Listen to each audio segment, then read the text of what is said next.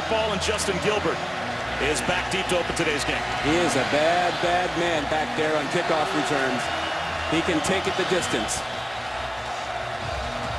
It's a gold rush in Morgantown, and we're underway.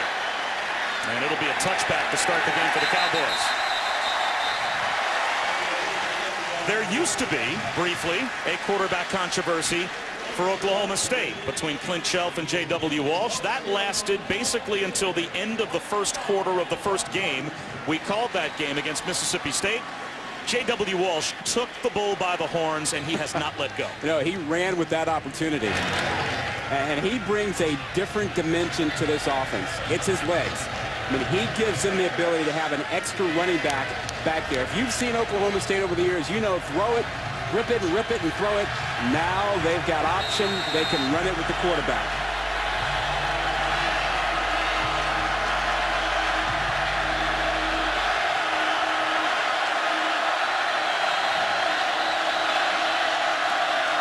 They'll run it on first down, and not much there for Jeremy Smith. He might have picked up a couple of yards before he was wrapped up by Jared Barber.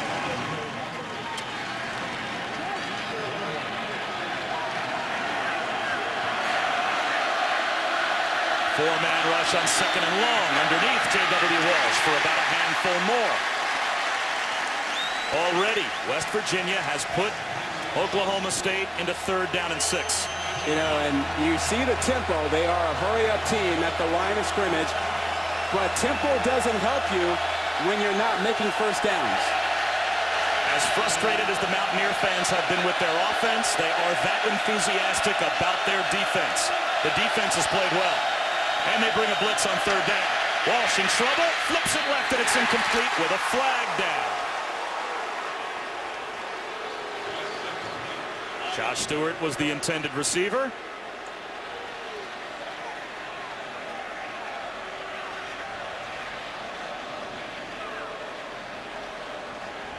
Personal foul, face mask, number 26 defense, 15-yard penalty, first down. That's Travis Bell, cornerback that they flagged for the personal foul there. So Dana Holgerson's team had to get something going early, you would think, to get some momentum off of the loss. A big shutout last week against Maryland, and what could have been a 3-and-out becomes a penalty and a first down near midfield. Double screen. Jawan Seals gets popped hard after a gain of 9. Darwin Cook came up to make the stop, 2nd down and 1. You know, Shu, what Walsh does is the line of scrimmage. He has an option on every play to run it or throw it. And he checks the number of guys in the box to decide whether to run it or throw it. Trying to turn the corner, Jeremy Smith. He's got a first down. And now a flag thrown where you think it might go against Oklahoma State.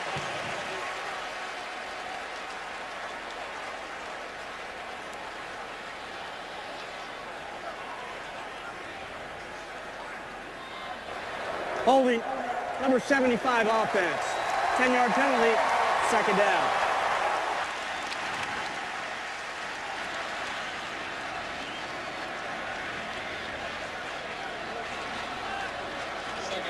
So Chris Grisby gets the holding penalty that backs up Oklahoma State to 2nd down and 11. And now Desmond Rowland in a tailback to the right of J.W. Walsh.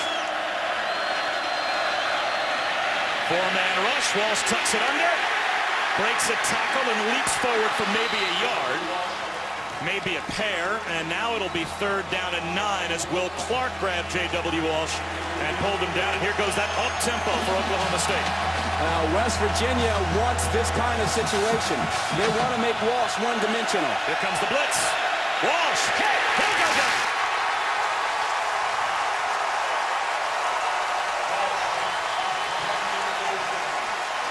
When you have a quarterback that can actually run the football and throw it, if you make him one-dimensional, take away his legs, and make him simply a pocket passer, now you can bring your pressure. You can do all the things you want, and that time they came with some pressure on the outside, bringing the blitz and hitting it home. Brandon Golson with his 3rd sack of the season.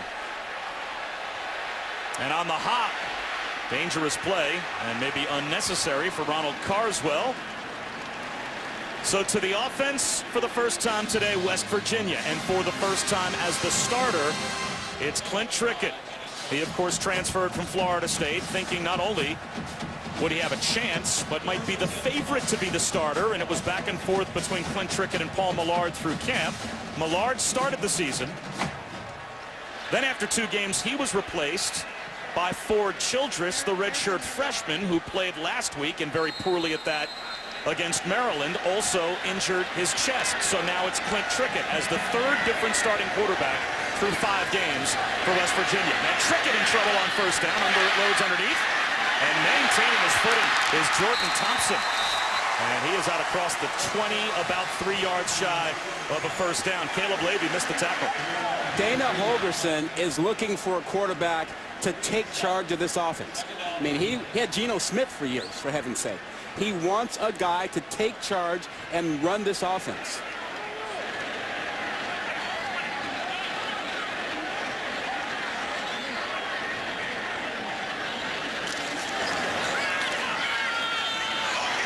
Nothing up the middle for Charles Sims on 2nd down and 3, so it will be 3rd down and 3 for West Virginia. The problem that Trickett had, he had 2 problems. 1, changing systems, learning the verbiage and being able to communicate that, and 2, holding the football too long.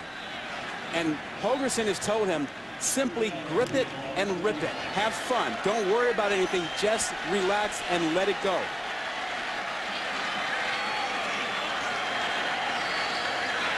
Only 1 deep safety for Oklahoma State. 4 wide now for West Virginia. Cowboys rush 5. Trickett down the sideline. A bump out of bounds. That may be called uncatchable, but the flag comes out. Tyler Patman will get flagged for the force out on the near side, and that penalty will keep the drive alive for West Virginia. Yeah, it's not so much the force out as it was he made contact while the ball was in the air. You know, unlike the NFL where you can only have contact in the first 5 yards, you can contact the receiver down the field as long as the ball's not in the air. Number 26, defense, 15-yard penalty, first down. There's Patman, and he's still pushing. Now, ball's in the air. If the ball's not in the air, that's okay. So a first down by penalty for West Virginia, and they will take any early signs that their offense can move the football, because last week they were inept offensively against Maryland. Now to about the 39-yard line goes Charles Sims. Well, Paul Millard started the season. His 2nd game of the year came against Oklahoma.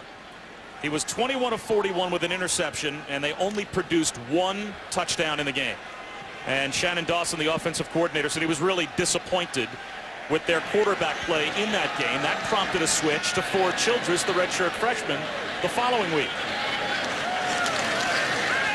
Trickett buying some time. Launches one deep. It's a jump ball. Trying to run under it is Ivan McCartney. And he can't catch up as Trickett takes a shot deep. Kevin Peterson was there in coverage. Well, Ford Childress then starts 2 weeks ago against Georgia State, and obviously against Georgia State looks great, throws 3 touchdown passes.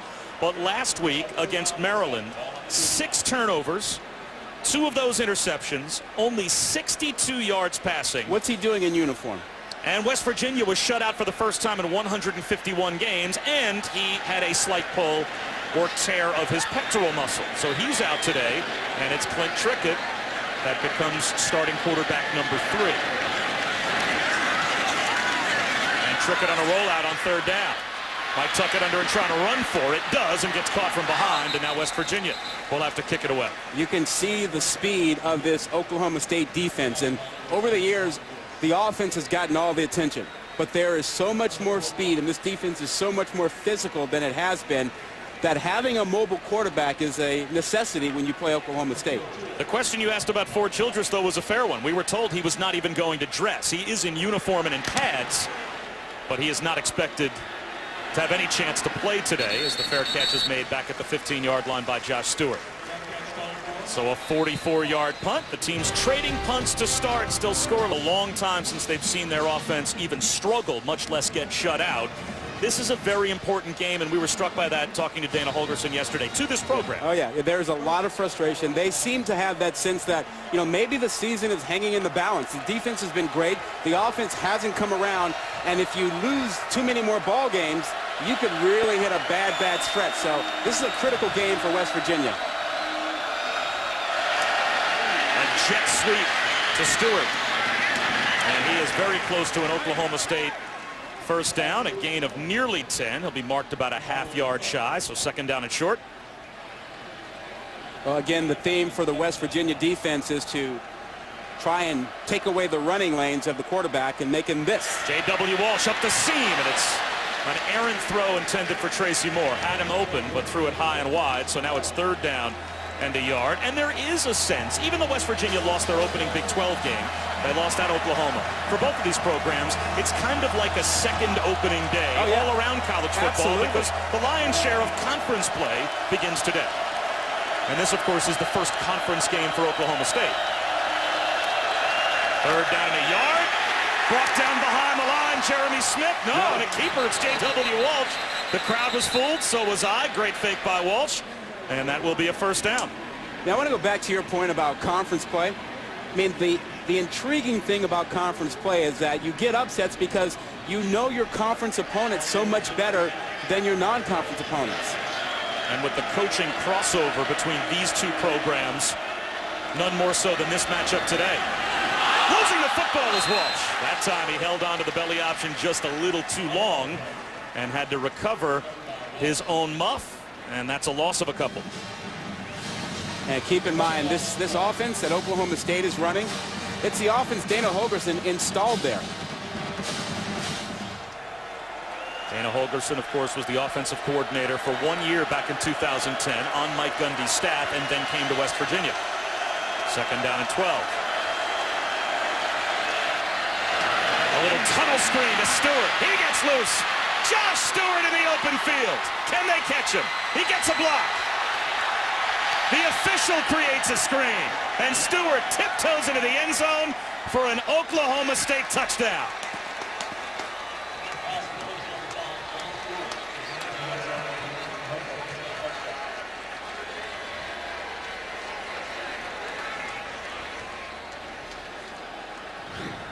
Now watch this tunnel screen. Great block by 87 Tracy Moore, which was the one that opened things up inside for Stewart.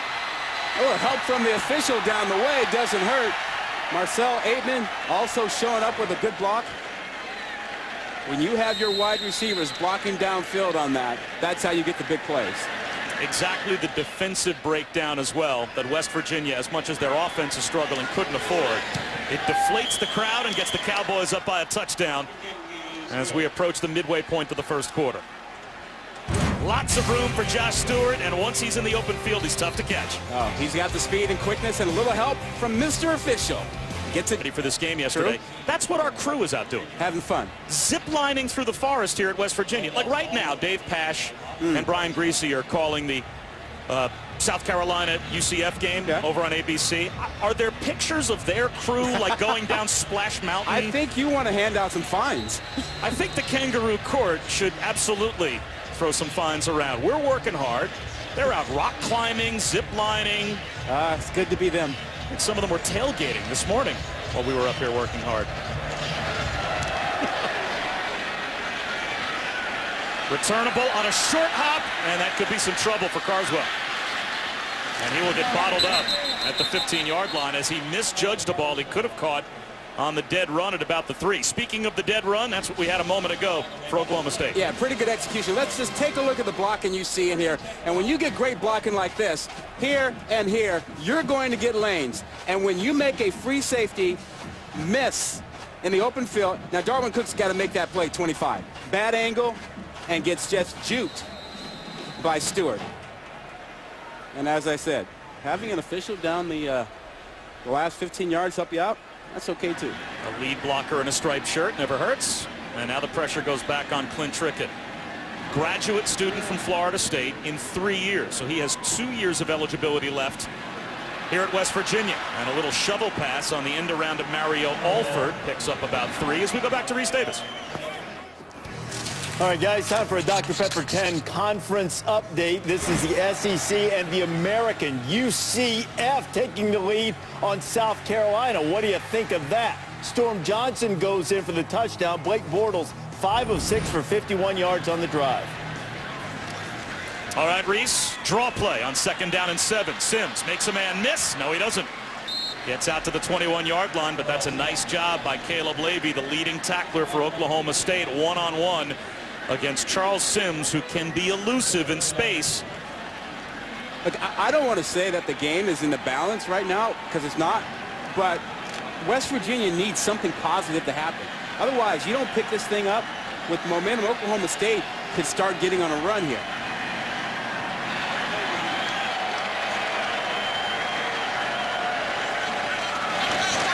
Four-man rush on 3rd and 4. Trick it down the sideline, looking for the big play, and instead it'll be a big play the other way. An interception intended for Ronald Carswell, but Justin Gilbert gets the pick. That's his 2nd of the year, and that really turns the tables for Oklahoma State. He won that battle. This is single-up coverage. Justin Gilbert, man-on-man, and all he does is take control over it. This is as good as you can make it on the outside if you're a corner playing a receiver. Trickett finds it right away, single coverage. Look, he's got him boxed in to the corner. The ball is underthrown inside, which allows Justin Gilbert to make the pick, but he had fantastic coverage on the entire play. And the turnover nightmares continue for West Virginia. They are now -5 on the season. That is their 12th lost turnover. 8 fumbles and 4 interceptions in their first 4+ games. Now, in sudden change situations like this, their defense has been good, but not on the first play. On the first play, they tend to give something up, and then they settle in. Let's see if Mike Yursich and Mike Gundy dial up a deep shot after the turnover near midfield. J.W. Walsh will do just that. Deep shot to the sideline, incomplete, no one home. Tracy Moore tripped up as he tried to get to the sideline. Let's check in for the first time with Quinn. Here we go again. If you're a Mountaineer fan, you were at this game early and energized, coming off that 37-point loss to Maryland. Very positive, but you got to be asking yourself, here we go again. Confidence on offense is lacking right now, and it seems like Dana Holgerson's troops just pressing and looking to make a magical play, but none exists. And Quint, they look to their defense to try and turn it back, as confidence for them offensively non-existent right now. J.W. Walsh floats one to the sideline, and there's the defense making a big play. A takeaway for the Mountaineers. Ishmael Banks in the open field. He's got a convoy. Down the sideline. Pylon, is he in? Knocked out of bounds at the 2.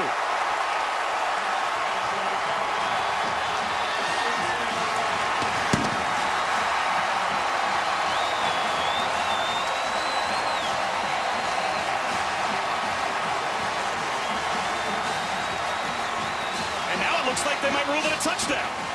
Ickey Banks is at the top of the screen, and this ball was thrown in between 2 receivers. It looked like Walsh was deciding to get it a little deeper, and Banks just came off and picked it up. And yesterday they told us the defense has been playing well, but they got to do more. They got to score. And there you go. 58-yard pick 6. There was a disagreement on the part of the officials. One official said he was out of bounds at about the 2.5-yard line. While we were showing the celebration in the end zone of the West Virginia players, another official came over after a conference. It was a late signal, and they ruled it a touchdown. And now they will go to the replay booth to determine which is the right call. Well, remember, you need indisputable evidence to overturn it. And from that first replay we saw, it looked like he stepped inbounds and then went airborne and got inside the pylon with the football. Touchdown.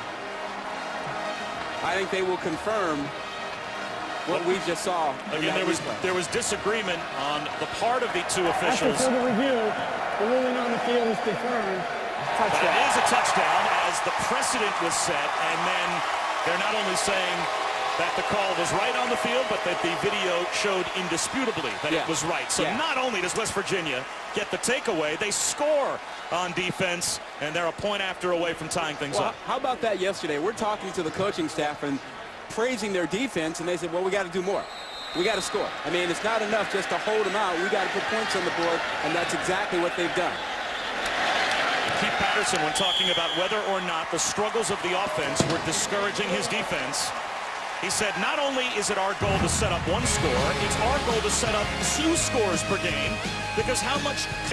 There have been times this year where the West Virginia defense has been not just good, but real good. They almost single-handedly won the game for their inept offense back on September 7th at Oklahoma. Yeah, they played great against Oklahoma, had a chance to win that game. And then last week against West Virginia, I mean, that 37-0 score, I mean, 21 points came by way of ineptitude by the offense. A pick 6, and then a couple of turnovers that put them inside the 10 where you're trying to play defense and you give up 2 scores. I remember you telling me this week after watching the Maryland tape, there really was no more misleading final score in college football last week than that game in terms of how a group may or may not have played, as a delayed decision to bring it out of the end zone.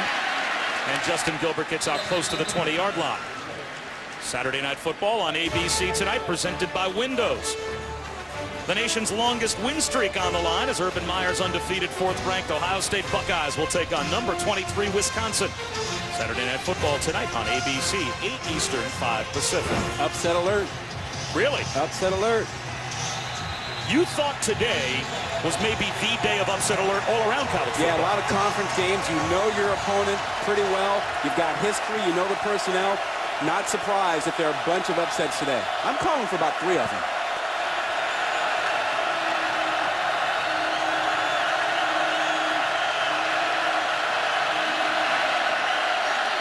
J.W. Walsh on the read right up the middle.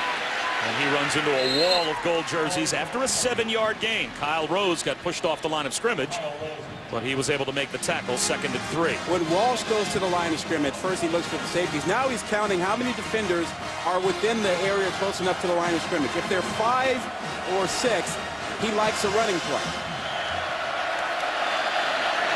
And it is a running play to Jeremy Smith.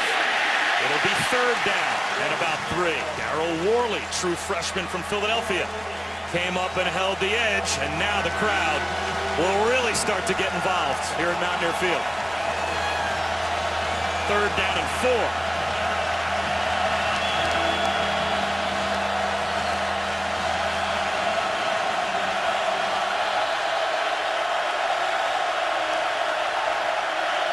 Blitz comes. Walsh running for his life.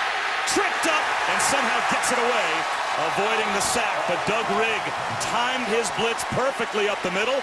And after the pick 6, OSU goes 3 downs and out.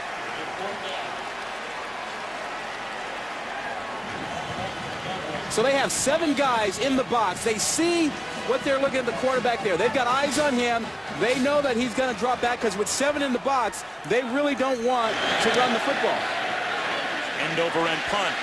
Carswell makes the fair catch. Pretty good field position now for the Mountaineers at their own 35. Well, for Dana Holgorsen, this is uncharted waters. An offense that's struggling. He wins 15 of his first 18 games, and they put up tremendous offensive numbers. Not only did they win the Big East back in 2011, but they rout Clemson in a BCS game in the Orange Bowl. And with Geno Smith last season, start the year 5-0, and it's been tough times ever since. It ended in the Pinstripe Bowl with a pretty lopsided loss to Syracuse, and now with Geno Smith gone this year, the offense struggling. And a tipped ball on the screen attempt almost results in a carom turnover. James Castleman for Oklahoma State had a chance on the deflection. It'll be 2nd and 10. Geno Smith gone, Tavon Austin gone, Stedman Bailey, and more importantly, they have about 40-45% new players on their roster this year. A lot of JC transfers and trying to get guys acclimated. Low throw by Trickett, intended for Thompson. It'll be 3rd down and 10. Well, and Trickett wasn't here for spring practice. He transferred in late, so he is still learning the offense and not completely comfortable with it. That was the biggest stumbling block, we were told by Shannon Dawson, the offensive coordinator, and Dana Holgorsen. Communication, just getting the team lined up for Trickett. Now he's in trouble. Tries to dump one underneath, and it's incomplete. Intended for DeKeel Shorts. He was hit by Lindell Johnson. So 3 downs and out for the West Virginia offense, something that Dana Holgorsen has seen all too often. Well, this Oklahoma State defense gets overlooked. And we saw them against Mississippi State, and we were really impressed with their run defense, how tough and physical they were up front. Nick O'Toole, the punter, has been a bright spot. This a wobbly, returnable kick, though, for Stewart from the 24. Gets a couple of blocks. And then eventually, with West Virginia trying to rip the ball out, gets to the 30-yard line. Darwin Cook hit him first after a 41-yard punt. Well, J.W. Walsh is now the unquestioned starter for Oklahoma State. He had to hold off Clint Shelf at the start of the year. We did the Mississippi State game that began Oak State's season. We knew both would play, but I'm not sure even Mike Gundy knew how quickly J.W. Walsh would establish himself as the guy. Well, Shelf was the MVP of their bowl game, had a great season last year as he got his shot, veteran player. And I think a lot of people were surprised that he only was in for a couple series. He threw 4 touchdown passes last year against West Virginia. And that was his first start.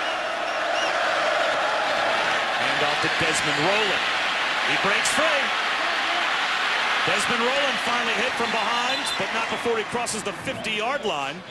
A gain of 22 on the ground for Oklahoma State.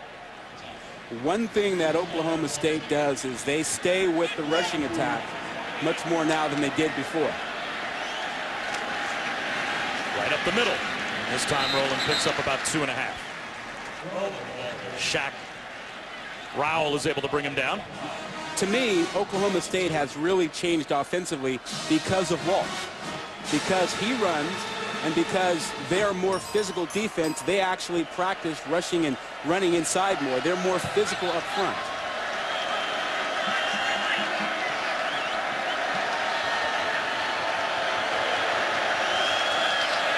Play action for Walsh. Wants the deep one over the middle. That's tipped and almost intercepted. Good coverage by Darwin Cook. Yeah, never should have thrown that one. He threw it exactly where Cook was waiting. I don't know if he didn't see him. This is Cook's view. You are Cook reading Walsh. That ball's coming right at you. Since the touchdown on the screen to Josh Stewart, J.W. Walsh has missed on his last 4 attempts, including an interception. Now it's 3rd down and 8. Here comes the blitz. Walsh underneath. Can't beat the blitz. Good coverage. David Glidden was the intended receiver. It was broken up by Darryl Worley, so already we've seen the true freshman corner make a couple of big plays. That's a smart play. You know the blitz is coming as a corner. You don't have to backpedal out of there. You know it's going to happen right away. Worley did exactly that, stood his ground and made the play. That is smart football. As a former corner, it must be fun to play when you know the ball's coming out quick because the pass rush is getting there. And this is a poor punt. Went straight up in the air from Kip Smith, so this will give really good field position to West Virginia. Let's see where they spot the football. It looks like that is going to be a 16-yard punt. That's almost like a turnover. That's the equivalent of if J.W. Walsh had thrown that interception. Is there something brewing here today?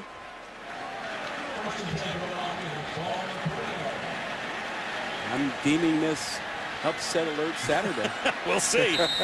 In order for it to be upset alert Morgantown, at some point West Virginia's going to have to get something going offensively. And Trickett, though, with good field position at his own 30-yard line. And they'll run it. Diving for about 3 yards is Dreamy Smith. Caleb Levy tripped him up. There's Tara Trickett, Clint Trickett's mom, who has a variety of stadiums around college football to choose where to go. And she's here for the first start as a Mountaineer for her son, Clint. And it looks like Clint Trickett on a little dump off to the right flat. Moves the chains, a gain of 13. As that time a good read underneath to Charles Sims.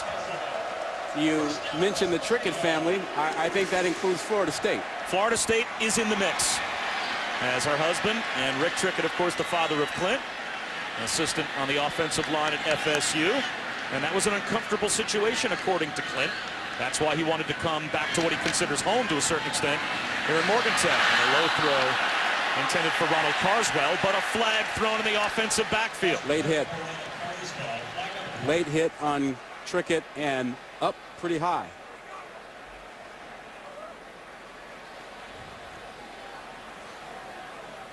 Personal foul, roughing the passer. Number 38 defense, 15-yard penalty, first down. I think this might be more than just roughing. Watch the right arm at the end of this hit. Watch where it goes. That's a punch up at the chin. That's a There's nothing incidental about that. That's targeting.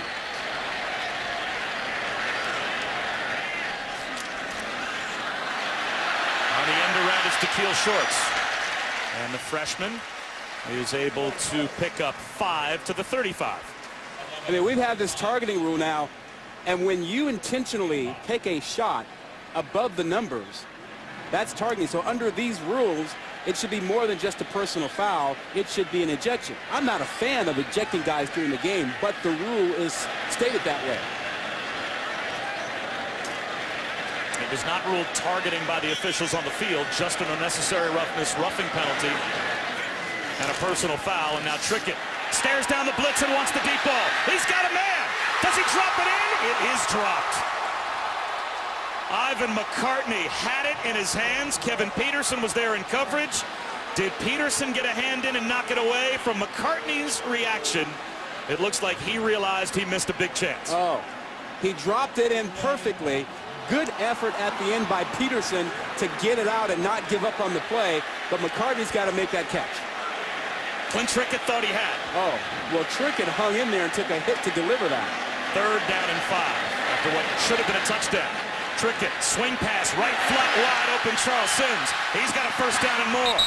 And West Virginia's in the red zone. I think that Trickett is starting to get a little feel and flow. Maybe getting hit in the mouth made him feel pretty good. Well, and Sims, if they can get the ball to Charles Sims in space, that's a big advantage. He's an NFL prospect. Trickett starting to get into a little bit more of a rhythm. Kevin Peterson with a heavy hit on Ronald Carswell, but that's still a 5-yard gain on first down, and now tempo for the Mountaineers.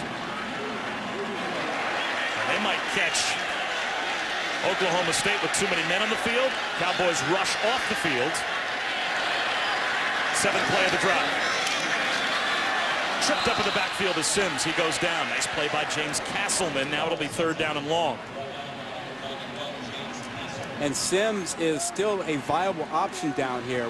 We talked about him and being an NFL prospect. He's a guy who can catch the ball out of the backfield. He can also line up as a receiver. They take him out now, but he's a matchup issue. But they go with more wideouts down here. 3rd down and 9. And now it's Wendell Smallwood, a true freshman from Wilmington, Delaware, in as the running back. Here comes the blitz. End zone. Bobbled. Held on to. Caught. Kevin White. Touchdown, Mountaineers.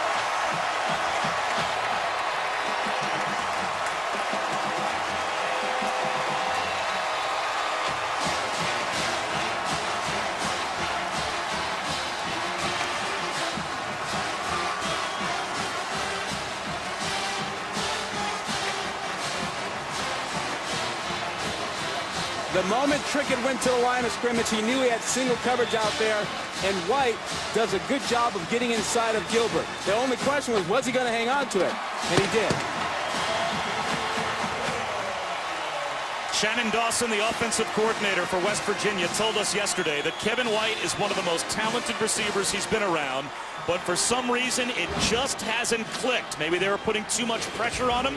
They wanted to get him in spots with a lead. Bob Wischusen here with Rod Gilmore and Quinn Kesnick. It's a gold rush on a Saturday in Morgantown. And the Mountaineers have their crowd behind them. Yeah, Desmond Rowland takes a knee. The 2 touchdowns woke him up. Let's go back to Reese Davis. Guys, when South Carolina agreed to play at UCF, one of the reasons they didn't want to pay an opponent $1 million to come in, this could be even costlier. They're behind in the game. Connor Shaw's left the game with a sprained right shoulder. UCF with a 7-0 lead as they head to the second quarter on ABC. Upset alert Upset Saturday. alert Saturday. Wow, and it's early on. Well, Oklahoma State with the football already for the 6th time here in the first quarter, and they only have 7 points on the board.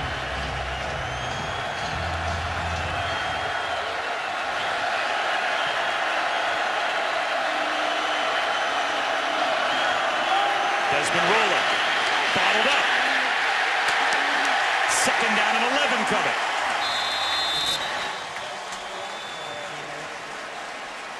Remember, we talked about how Walsh runs so well, and West Virginia wanted to take that away and make him a pocket passer.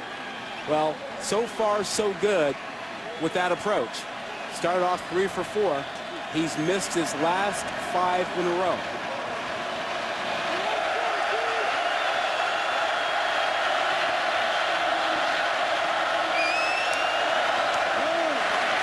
Crease this time for Rowland. Across the 30, close to the 32. It will be 3rd down and 3. You know, 2nd and long, you think, oh, they're going to throw the ball. But West Virginia invited them to run because they spread out their defense. Look at all the guys. Look at all the holes you got in here. You got a lot of room up front. And they took advantage of it. They're looking to see how many guys are defending the run. 4-man rush, tipped ball, and it's incomplete. Could have been disastrous again for Oklahoma State. Ishmael Banks almost came up with his 2nd pick here in the first quarter. Another 3 and out. You think these West Virginia fans appreciate their defense? I think Mike Gundy's a little bit concerned that he has no rhythm to his offense right now.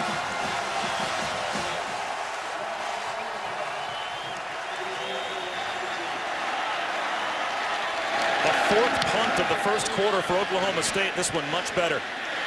Barswell calls for a fair catch back at his 17-yard line. College football primetime on ESPN, presented by Hampton Hotels, kicks off at 6:30 tonight. Number 1 Alabama and A.J. McCarron squaring off with Bo Wallace and number 21 Ole Miss. College football primetime on ESPN tonight at 6:30. Also live on Watch ESPN. Alabama in Tuscaloosa. Not a very easy team to beat, but I saw on game day today, several times it was mentioned that Alabama might be a team that has to look over their shoulder. Nope, no upset alert on that one for me. Young team on the road, don't like it. Trickett back to work. He wants another deep ball. Incomplete. Ivan McCartney shallowed off his route at about the 40-yard line, and that one floated to midfield. They can take those shots because Oklahoma State believes in their corners. They play a lot of man-to-man coverage out there. They dare you to beat them deep. And so West Virginia is saying, well, if you're going to dare us, we're going to take some shots at it. Dana Holgerson and his offensive coordinator Shannon Dawson both said yesterday that last week against Maryland was the first game they could ever remember being involved in where literally nothing went right on offense from the first gun to the final whistle. Trickett looks one off and comes underneath, and Da'Keil Shorts, the freshman, pays the price after picking up 3 as Sean Lewis stood his ground. And that will take us to the end of the first quarter. They are optimistic for the first time this season here in Morgantown. It started off quickly with a tunnel screen touchdown to Josh Stewart. Spent some time with him yesterday telling us that the greatest strength in his game was the ability and willingness to throw the deep ball. We've seen that so far. Mobility is also a plus, and he's played in big games. Remember when he was with Florida State, he started at Clemson and started at Wake Forest. He feels very comfortable in his skin. Facing 3rd down and 7 here, though, to start the second quarter. Only a 3-man rush. He's got all kinds of time. There's the deep ball into double coverage, and it's 1. Charles Sims, the running back, beats double coverage. Trickett drops it in, and not only is that a 3rd down conversion, it's a gain of 38 yards. Well, we talked about Sims and his NFL potential as a running back, and part of the reason is he is also a wide receiver. You can split him out like that, and he can make plays.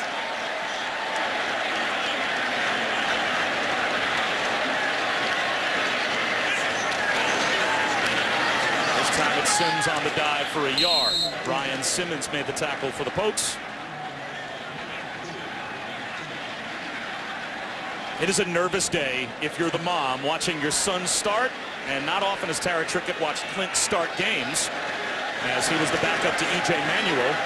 Got chances at Florida State, and here he helps himself out on the scramble And a gain of 3. But Rod, what you talked about earlier with Clint Trickett, and it was what Dana Holgorsen said yesterday, he's a better reactor than he is a thinker. They've tried to squeeze 3 years of offense into a couple of months with him, and now they've gotten to the point where Dana Holgorsen, I told him, just go out there, react and play football. Stop thinking so much. Rip it and rip it. You know, and trying to lose 3 years of Florida State offense and then cram this one in a matter of weeks, tough deal. Another third down, trying to keep the drive alive. Running play goes nowhere. Dreamus Smith driven back. And now not only is it 4th down, but it's closer to the 40-yard line, 4th down and 8. Caleb Levy knifed through and made the tackle, and rather than go for it, that will bring the punt group out. That's a big play, and Caleb Levy, you know, was the Big 12 Player of the Week that opening week when he had 11 tackles against Mississippi State, and he is a really good player inside. Dana Holgorsen is hot at his offensive line, as after the 38-yard bomb, they give the ball right back. Change field position as a fair catch called for and made by Josh Stewart inside the 10-yard line. And Oklahoma State has to be an eye-opening score as it starts to circulate around the country that Mike Gundy's team down by a touchdown and struggling on offense outside of one big play. Well, the good news is they've run 22 plays. The bad news is they haven't gotten many yards. If you back out that 73-yard touchdown catch and run, only 58 yards on 21 plays.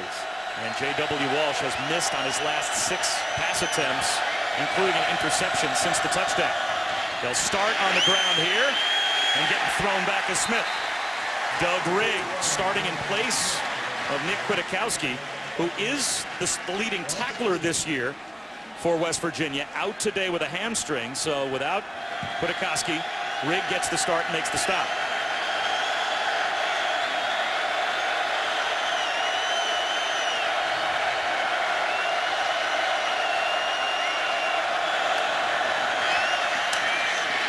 Underneath to Tracy Moore, and it will be 3rd down and 6 inside the 15-yard line for Oklahoma State. One of the things that helps this West Virginia defense is they are quite familiar with this style of offense since Dana Holgorsen put it in. I mean, they see it every day in practice, so they're quite familiar with Oklahoma State's style.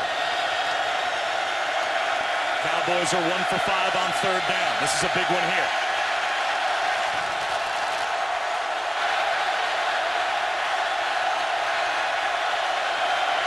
Try and run for it. No chance for Jeremy Smith. Conservative play calling from Mike Yurcich, the offensive coordinator, and Mike Gundy in their own end. But remember, we talked about counting the box. Walsh looks at how many defenders are defending the run, and when he sees only 5 in there, his checks tell him to run the football. Marvin Gross, true freshman, and now they're going to say that a timeout was called prior to the play.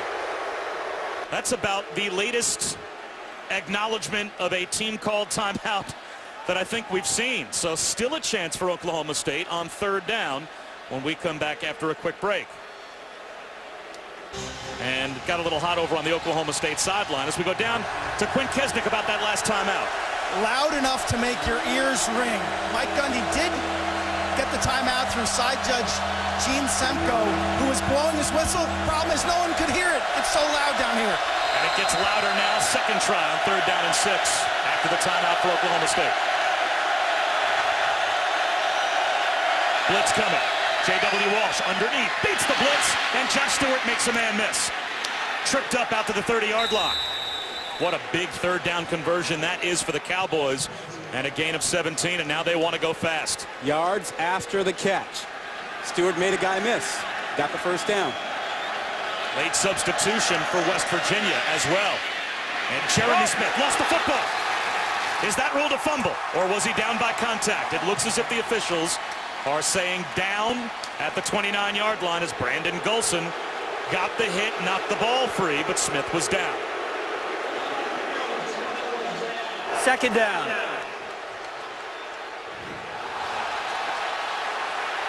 Well, here's a replay. Was the ball out, and now Previous replay plays under further review. has been instituted as the review booth upstairs buzzes down to the sideline. Now, if the ball does come free, even if he was ruled down, if there is clear recovery of a fumble, even on a play that has been blown dead by the opposition, that is reviewable, and West Virginia could end up with the football if the booth determines that the ball was coming out before his knee was down. And that's the critical issue, the knee. And it looks like it's the left knee we should be looking at. Is that left knee down before the ball comes out? Left knee down, now he's losing the ball. He doesn't have control over it, but that's after his knee is down. I think they're probably going to stay with it.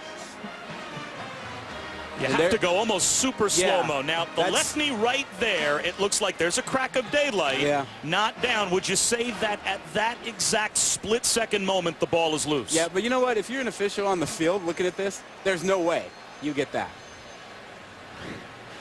But that might be enough for the replay booth to say that the ball is sideways in his arm. He is starting to come loose, and that his knee was not down. If that turns out to be the call, you want to talk about a momentum swing. One play after Oklahoma State gets the third down conversion and gets out of their own end, at least out close to the 30-yard line. This would be a plus territory turnover for the Mountaineers. You know how slow you have to slow that down and freeze that to get that little crack of space right before his knee touches the ground.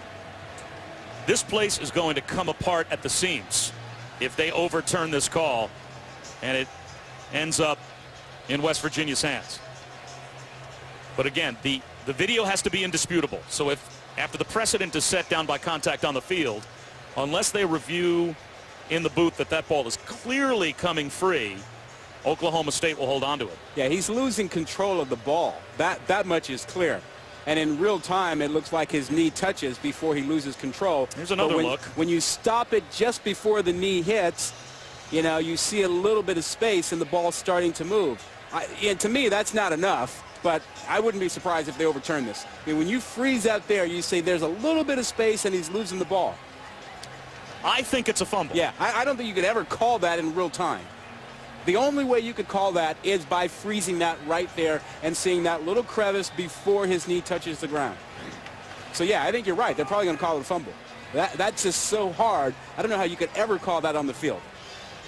Brandon Golson knocked it out. Isaiah Bruce recovered it if it's ruled a fumble.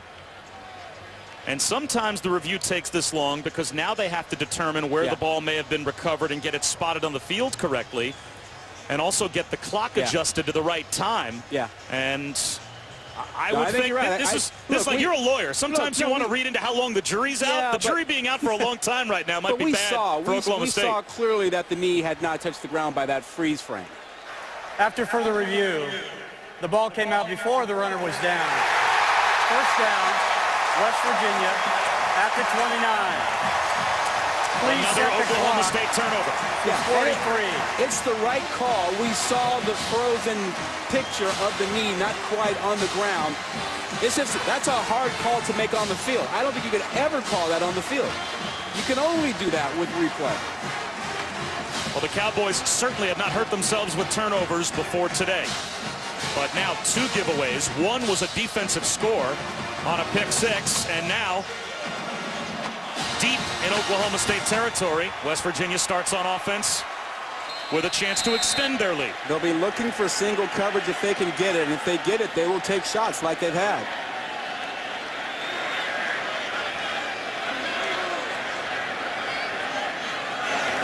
Play action for Trickett. He has single coverage in the end zone. Knocked away. And that single coverage was good coverage from the senior Justin Gilbert. Now, when you have a guy that can play man-to-man coverage like that, you can trust him. You can keep putting him out there on the island. Look at this coverage. He gets the nice little shiver forearm to slow him down, to redirect him some, and stay step for step with him, and then finds the football. You cannot play it any better than that. 9 passes broken up last year for Justin Gilbert. Already 2 interceptions this season. Second down run for Dreamus Smith. A gain of 2. And now 3rd down and 8. And you can make an argument that even from here, West Virginia's not even yet in field goal range. So this is a big play for the defense for Oklahoma State. Well, and it may very well be 2-down territory if you're not comfortable with the notion of a 45 to 47-yard field goal.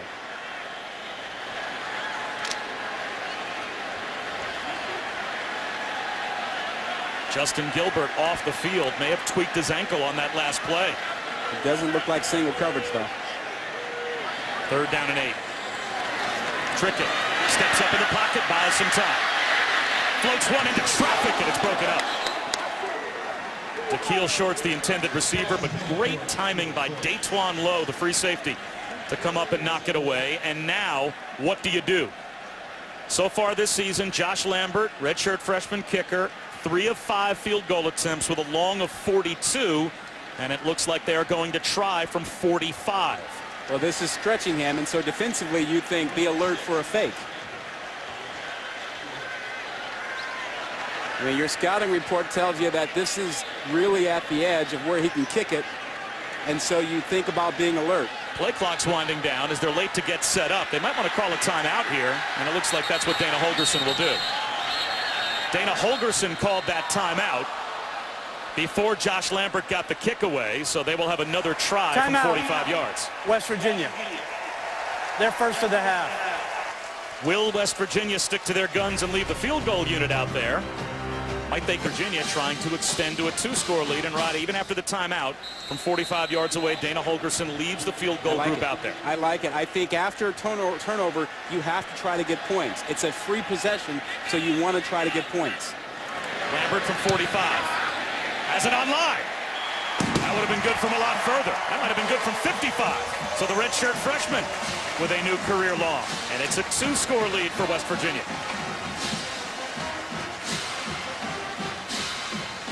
Remember, they had the fumble, so they got the ball in the plus territory, couldn't move it. It's a free possession. And if you think your kicker can make it, that's a free 3 points you otherwise would not have had. And the way their defense is playing in Big 12 games, certainly the history between these two schools, as brief as it is, field goals don't normally help you. But a field goal might help you today, as now it's a 10-point lead, and it's time now for our Aflac trivia question. Aflac. And this is a good one. This will explain the offensive exodus here at West Virginia. Last year on this weekend, the Mountaineers totaled 807 yards against Baylor. How many of those yards belong to active players in today's game? Okay. Well, we know Geno Smith is gone. Tavon Austin is gone. And Stedman Bailey's gone. Stedman Bailey's gone.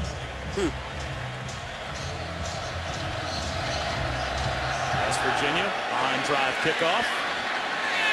And this is returnable from a couple of yards deep for Stewart. And he weaves his way out to about the 25-yard line as we go back to Reese. Gentlemen, it is time for an innovative look brought to you by AT&T. Tonight on ABC, Ohio State and Wisconsin. Braxton Miller's going to get the start for Urban Meyer. Now, this is a game last year against Nebraska. Look how they used formations to get the numbers in their favor and let Braxton Miller do what he does best, run the football. We'll see how old Bucky Badger has to deal with that tonight on ABC. That will be an electric atmosphere. And we have a pretty good atmosphere right now here in Morgantown. This is the 14th different possession between the two offenses combined. Neither team has had the ball for more than 2 minutes and 41 seconds on any of those possessions. So it has been back and forth. J.W. Walsh with a slant underneath. Breaking tackles is David Glidden, but might have lost a yard or two after his initial reception close to the 30-yard line. They'll give him forward progress for a gain of about 5. West Virginia has done a nice job on first and second down of showing kind of a zone look, and like they have few guys in the box, and then they actually attack the box so that they can handle the rushing attack. Stewart, the motion man. Walsh fakes it to him and comes to the near side. And runs out of bounds close to a first down. That's good. And it looks like he will be marked right at the first down marker, as Darwin Cook couldn't bring him down in the open field. So that is a first down for the Cowboys. How about Dana Holgorsen recruiting Walsh out of high school when Holgorsen was at Oklahoma State? He said, I liked him because he was a winner. He just made things happen.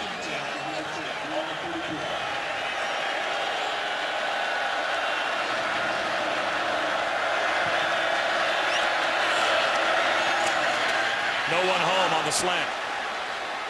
Jawan Seals went inside. The pass went outside.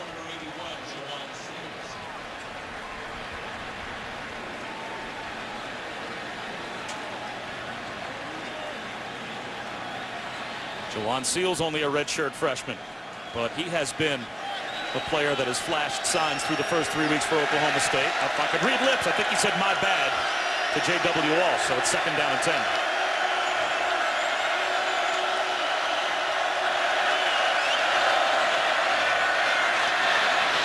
This time, the pass is on time to Josh Stewart. And the veteran junior receiver picks up about 8. It will be 3rd down and 2. Up tempo. No chance to change substitute defense.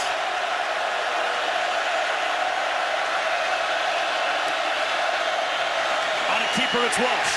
He's got the 1st down and then some.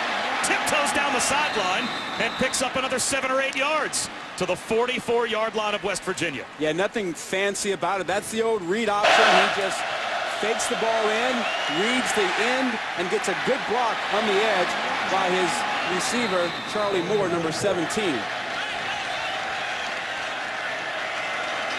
Walsh with a pump fake down the sideline. What a great ball fake that was by Walsh to find Stewart again. And Josh Stewart well over 100 yards receiving already. That's 15 more.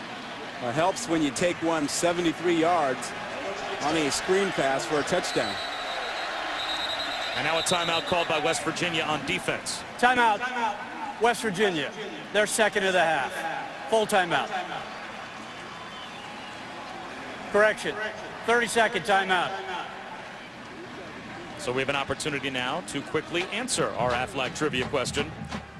A lot of offensive production last season for West Virginia. And if we go back to this weekend last year, how many of the yards of the 807 total yards last year against Baylor belong to active players still in today's game for the Mountaineers? I can't think of one. Might be 0. I can't think of who it would be. 16. Jordan Thompson had 16 yards worth of receptions last season. And outside of that, their top 4 receivers for West Virginia are 3 junior college transfers and Dakeil Shorts, who's a freshman. And their top 2 running backs are both transfers as well, as is, obviously, Clint Trickett, the quarterback. 7th play of the drive for Oklahoma State after the timeout. Walsh keeps it himself and picks up 2. Jared Barber was there to make the tackle. Well, clearly this drive, the thing that's helped Oklahoma State has been the read option, which they hadn't been using much earlier in the ball game. All the other running plays were attacked. Now they're getting Walsh more involved with this read option, and he's been effective.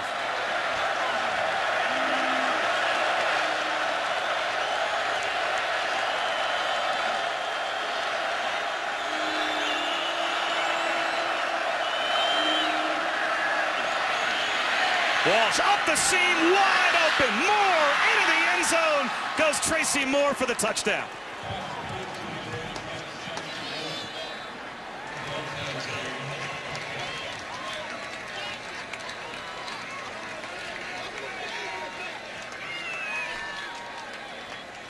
First touchdown catch this year for Tracy Moore, but the 13th of his career, and that's a great answer on that drive by Oklahoma State.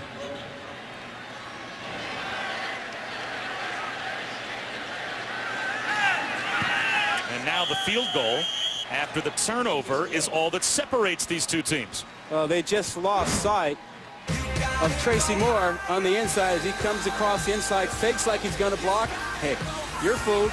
He gets 6, and Oklahoma State right back in it now.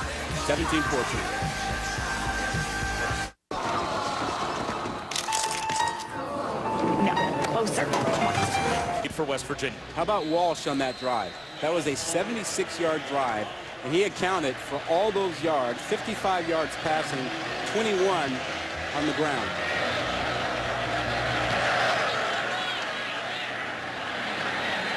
Carswell will take a knee. Well, Oklahoma State is not only trying to win on the road today, but they're trying to win amid well-publicized allegations in that 5-part series reported by Sports Illustrated that alleged cash payment to players. Some of those payments supposedly made by Joe DeForest, who's now on the coaching staff here at West Virginia.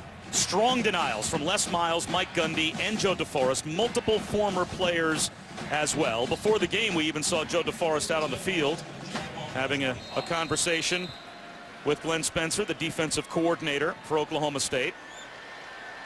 And we talked at length this week with Mike Gundy about what the climate is around the Cowboy program in the aftermath of that report, as Charles Sims picks up about 2 yards. And Mike Gundy said it was a distraction really a couple of weeks ago, but he feels as if there have been so many discrepancies from those that have talked about the reporting done by Sports Illustrated that he feels it's faded away and is not nearly the distraction that it used to be. Trickett, another deep ball down the sideline, underthrown, and a flag comes out. Ronald Carswell, the intended receiver, and Trickett hit in the backfield again.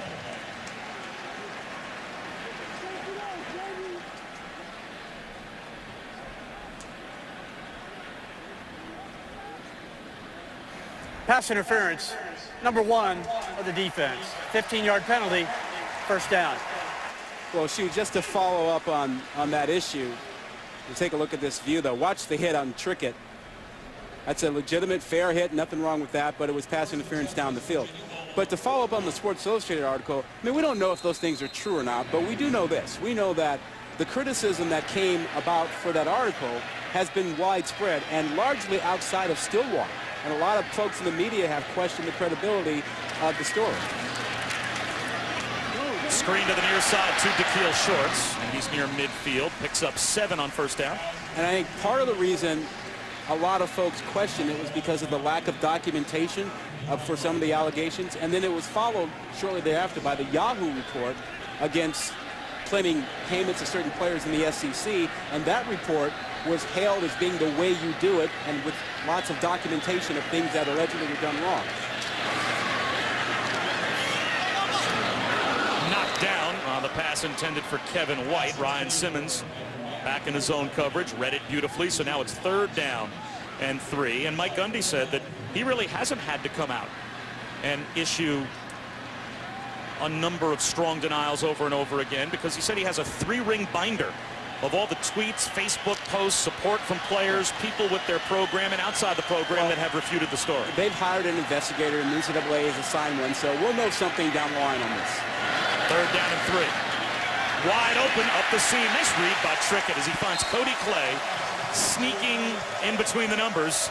And that's a 3rd down conversion and a gain of 9. I think Trickett sort of got his sea legs once he got hit in the mouth. You know, back in the first quarter when he took a shot up high, I think that kind of settled him down. Oh, it's football. I taste some blood, huh? Nice job to handle what was nearly an errant shotgun snap. And Caleb Levy brings down Sims after a gain of 1. Well, you talked about the hits that Clint Trickett has already taken in this game. And the second hit that you'll see here was the penalty on the shot under the chin by Emmanuel Ogba. Yeah, that one should have been an ejection from the ball game under the rules. But he's been hit an awful lot. He's not the biggest quarterback in the world, but he certainly is tough.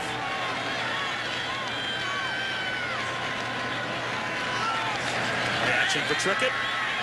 Floats a deep ball again. This one's a jump ball and a bad decision. He was looking for Kevin White, and Tyler Patman plays center field and catches what looked like a punt by the time it came down inside the 10-yard line. That may be the easiest pick that Patman will ever get. He was in great position, but this was a punt. I mean, Patman does a great job on coverage down there, has his receiver blanketed, and then looked up and went, really? Really? This ball's right in front. Really? That's the first career interception for Tyler Patman. Yeah, they won't be any easier than that. West Virginia certainly disappointed that a drive that a moment ago was kept alive with a 3rd down conversion. Short circuits with no points, but at the very least they have changed field position after the touchback. Now we get the diamond formation and the backfield for Oklahoma State from inside their own 10. Walsh on a keeper, tries to turn the corner. There's not much there. Picked up a yard. Darwin Cook ran him out of bounds. It'll be 2nd and long. I do like that diamond formation. Normally it gives you 8 blockers against 8 defenders so you can run the ball. But if they overplay the receivers, you know, and zone it, now you've got a blocking advantage. Usually 8 blockers against 7 defenders. Second down and a long 9, close to 10 for the Cowboys.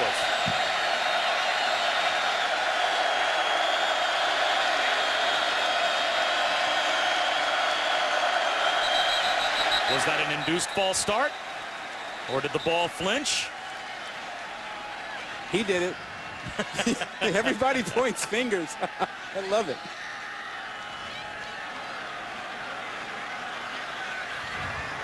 Offside. Defense. 5-yard penalty. Second down. It's Kyle Rose, who's at the center spot, 93. Keep your eye in the middle there. And he comes across and touches, and then he says, it wasn't me. It was the guy over there.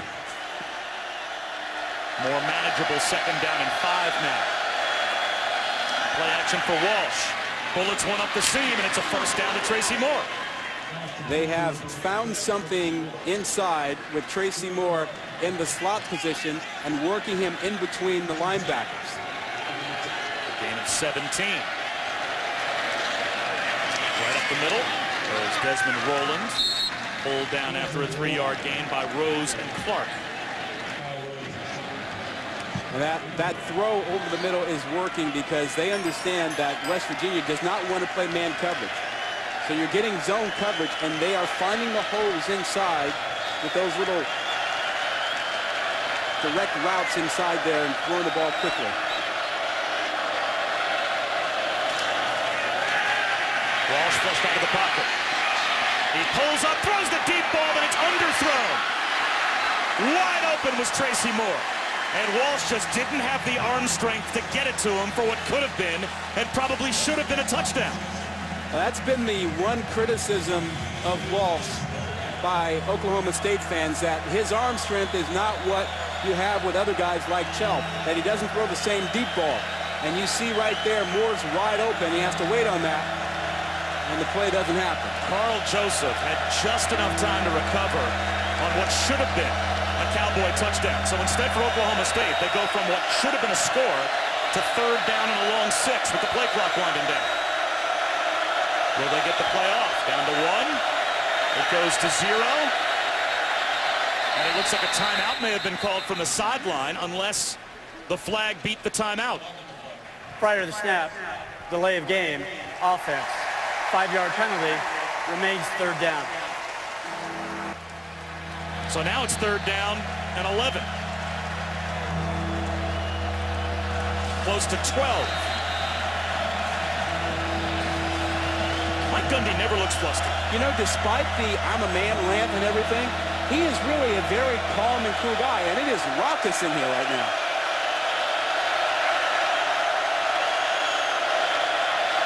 Four-man rush. Walsh, long throw to the sideline. He had a man, but it's incomplete. It sailed over the head of Josh Stewart. So West Virginia gets the stop, and they'll get the ball back with a little under 5 minutes to go before halftime.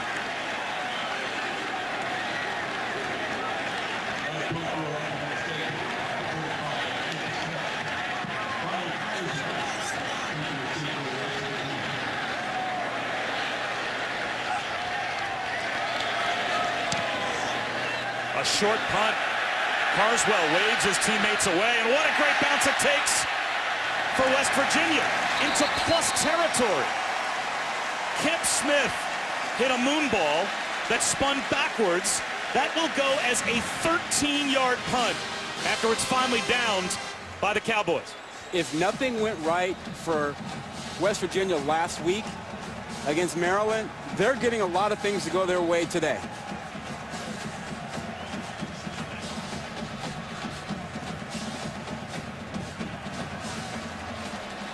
The momentum swings in this first half have been incredible. Even, how about that last sequence?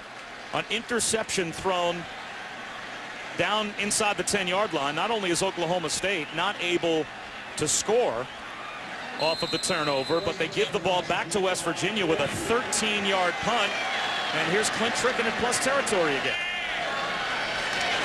And now Trickett fumbles the snap. That's loose. And does he get it back? It looks like he did.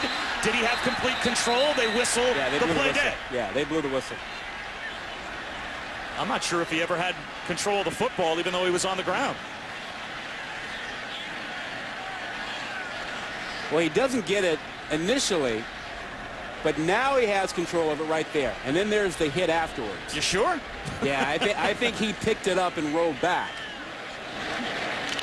But the problem for West Virginia is that they've got no rushing attack. They had 13 yards rushing on 12 carries. It's putting a lot of pressure on your quarterback. Second down and 18. Trickett. He throws one down the sideline. Making the catch, Mario Alford. And he's knocked out of bounds inside the 15. They'll mark him out at the 11. Did he take a shot and still hold on to the football? That ball was in the air an awful long time. It was in the air so long you had the feeling that there would be a defender coming over to make a play, but Dayton Lowe couldn't get there fast enough. Alford makes the catch. First and 10 at the 11. Up the middle goes Sims. Spun down at the 8-yard line by Shamil Gary. That's a good tackle. You know, we talked about the rushing attack and lack thereof, and if you don't have a rushing attack down here, now it puts pressure on you to make plays in the passing game on the edges. And do you have a guy that can beat the man-to-man coverage out there in short spacing? That's a challenge down here. These corners have played great. There should be no rush here for West Virginia as well, as they can take the game clock down. Trickett on a rollout. That might be a first down. It might be a touchdown. Did he reach the ball across the pylon? Marked down inside the 1. Cody Clay, just as importantly as making the catch, got it inside the 1. That should be first and goal for West Virginia.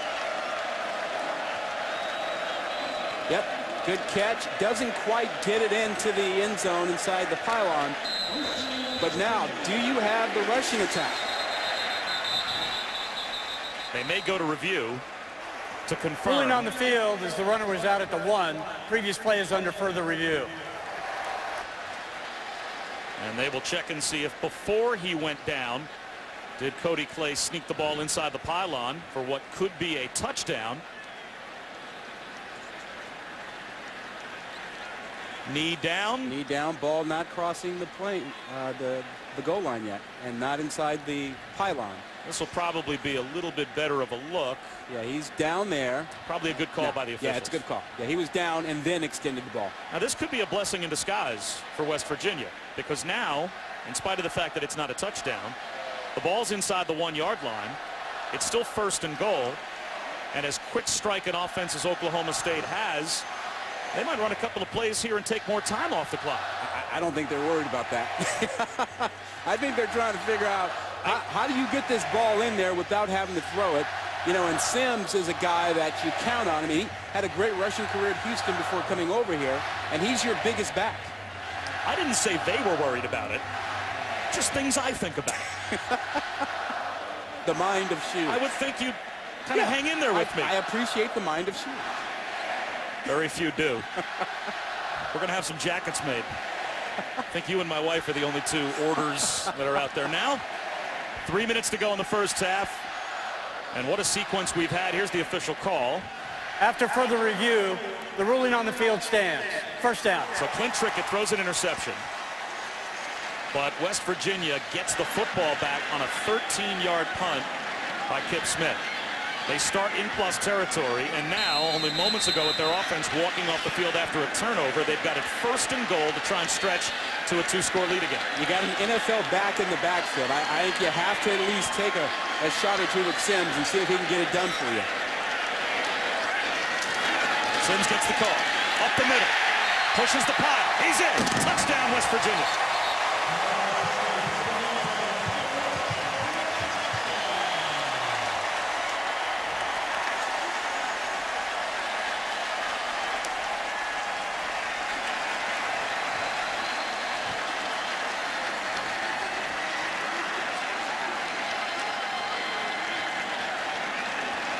Sims is 6 feet tall, 212 pounds, can catch the ball outside, and when he runs inside, he gets his shoulders down. He lowers his shoulders. He is such an all-around running back.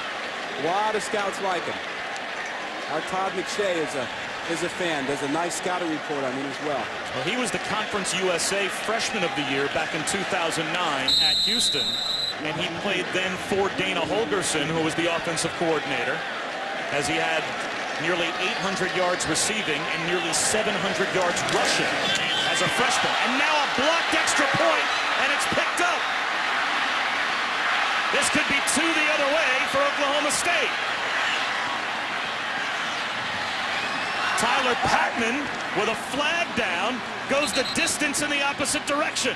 But a flag thrown all the way back down at the line of scrimmage on the point after attempt. Yeah, and the West Virginia sideline is pointing, saying, bring it back, bring it all the way back. Tyler Patman got the ball on the carom and went the distance for what could be 2 for Oklahoma State, but it looks as if this is going to be a penalty against the Cowboys.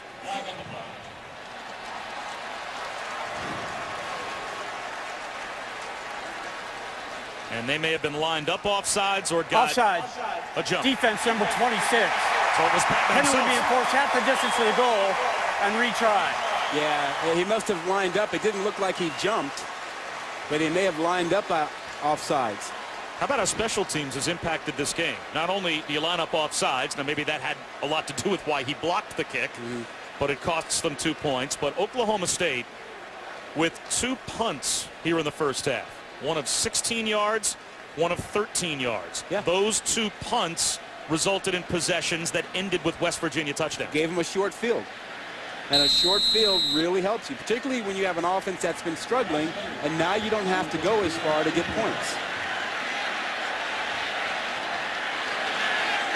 So Lambert gets another try. And this time he puts it through. 2:41 to go before halftime, and West Virginia's up by 10 again. Alford comes up with the catch. Just set up the touchdown by Sims, and once again, West Virginia up by 10.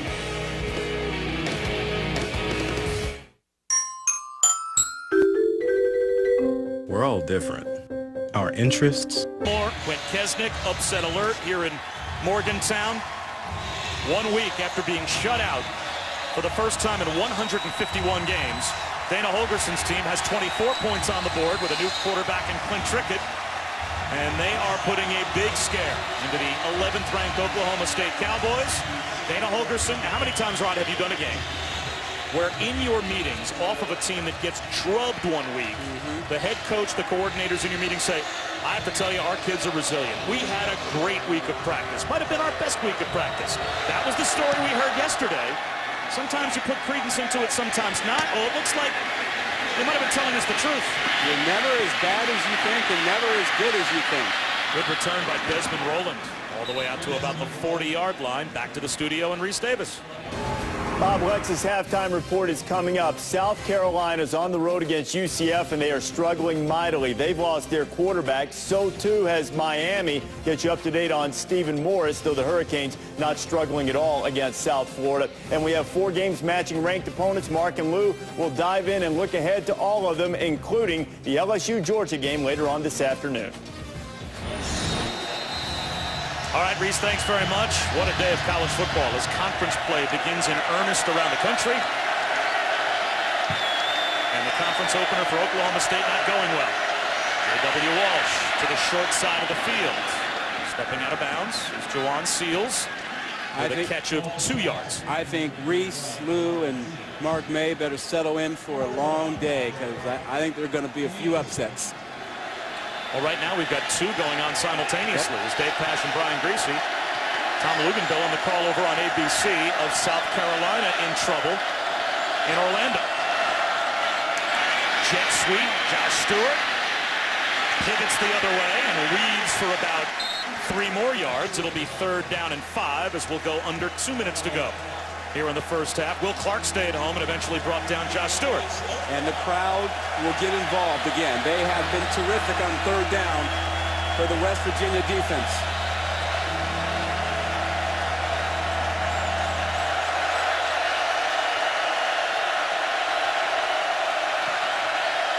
Four-man rush. Walsh, low throw, but a nice one. In stride against Josh Stewart, and that's only the 4th 3rd down conversion here in the first half. But it quiets the crowd, and Oklahoma State with plenty of time. 2 timeouts, 1 minute and 38 on the clock, and now we have an injury, and That's Eric Kinsey, sophomore from Miami, who was playing the Buck linebacker position for West Virginia, but because of some injuries and a lack of depth on the defensive line, they slid him from linebacker up to the D-line for today's game, and now he is shaken up, and they're stretching out his leg. Maybe that's a cramp, but it might also be a muscle pull.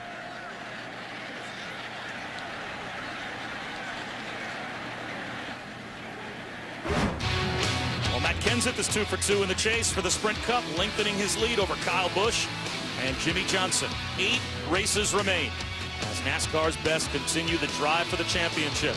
The NASCAR Sprint Cup Series at Dover tomorrow at 1 Eastern on ESPN. Also live on Watch ESPN. What, no love for Dale Earnhardt Jr. and his 162 miles per hour and his lap that got in the pole position? My goal with those promos regarding NASCAR is just to tee you up to drop knowledge. Well, you gave me Jimmy Johnson, you know, so. Because I knew where you wanted to go. I knew you had nuggets about Junior, and I didn't want to steal your thunder. Appreciate that. I understand that's the partnership. I'm with you. Wes Tonkery in the game now as he slides over to linebacker as Eric Kinsey is helped off the field. So after the injury timeout, play action for Walsh. Again, flushed out of the pocket, escapes the sack. And he'll run for what he can get. It's about 5 more, and it stops the clock with 1:29 to go. You know, he is so elusive in the pocket. He feels the pressure. He's strong enough at 205 pounds to keep a guy off of him. Will Clark just kind of pushed him away.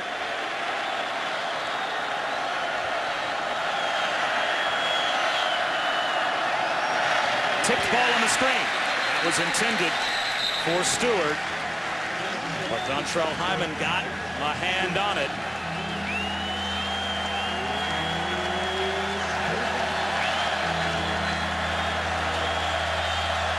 One thing you're looking for, Stewart has been the guy on 3rd down for Oklahoma State. Stewart is the middleman on the trips to the near side left. Number 5, about a yard off the line.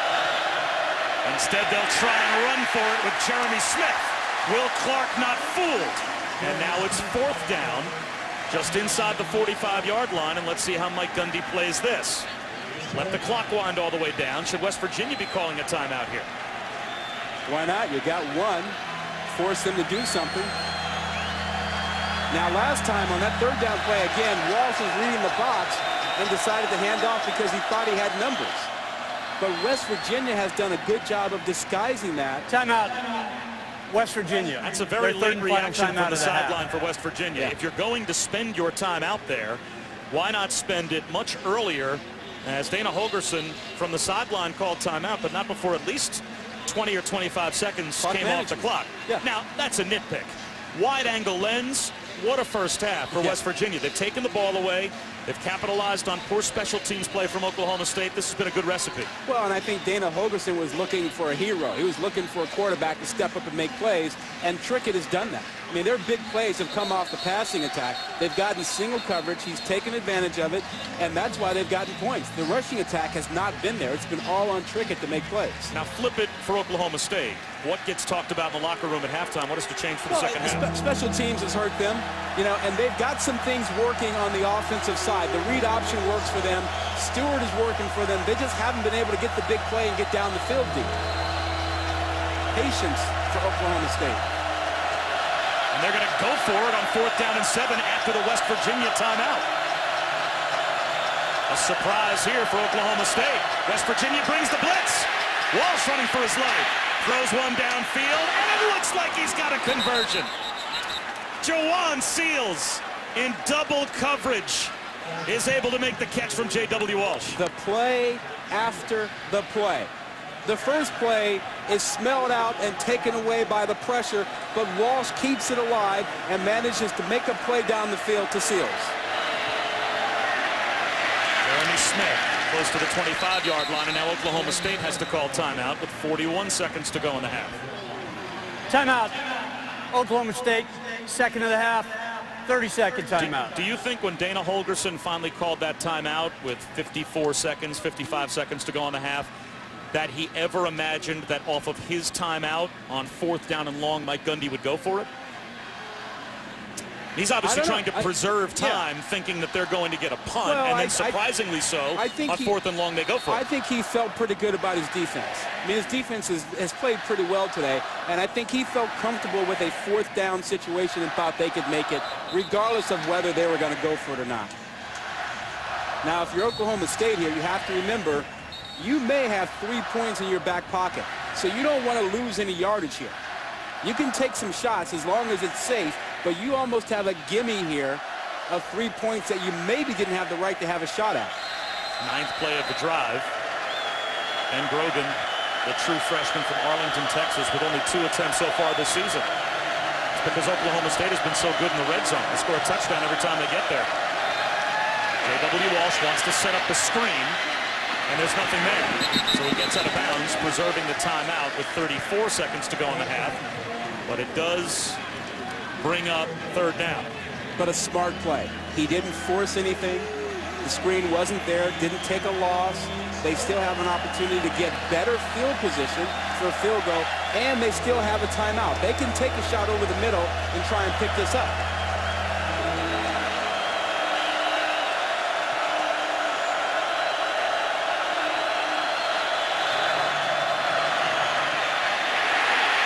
Trying to spin away as Walsh. This time he shovels one, and that will be ruled an incomplete pass. Will Clark all over him, and boy was Walsh lucky that Desmond Rowland was nearby as a receiver that was eligible to avoid what would have been a sack. Yeah, and it doesn't matter whether Rowland could actually catch it or not. Rowland could have been facing the other way. As long as he's in the area, this is valid. And he wasn't down, so that's an incomplete pass. And a best-case scenario, if Rowland catches that ball, they lose 5 or 6 yards.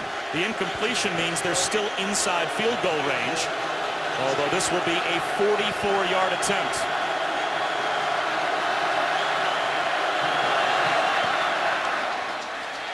Grogan hooks it left. No good. Special teams continues to be the Achilles heel for Oklahoma State here in the first half.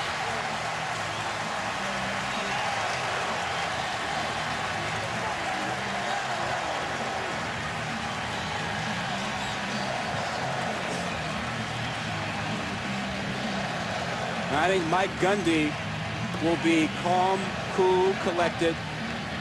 You know, he doesn't seem to panic during games in these situations. And I think he knows they've got some things that are working.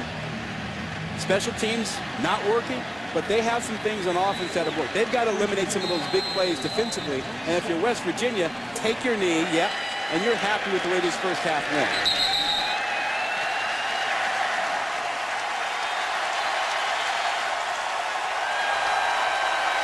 West Virginia with a 2-score lead at halftime. Remember, they won the toss and deferred.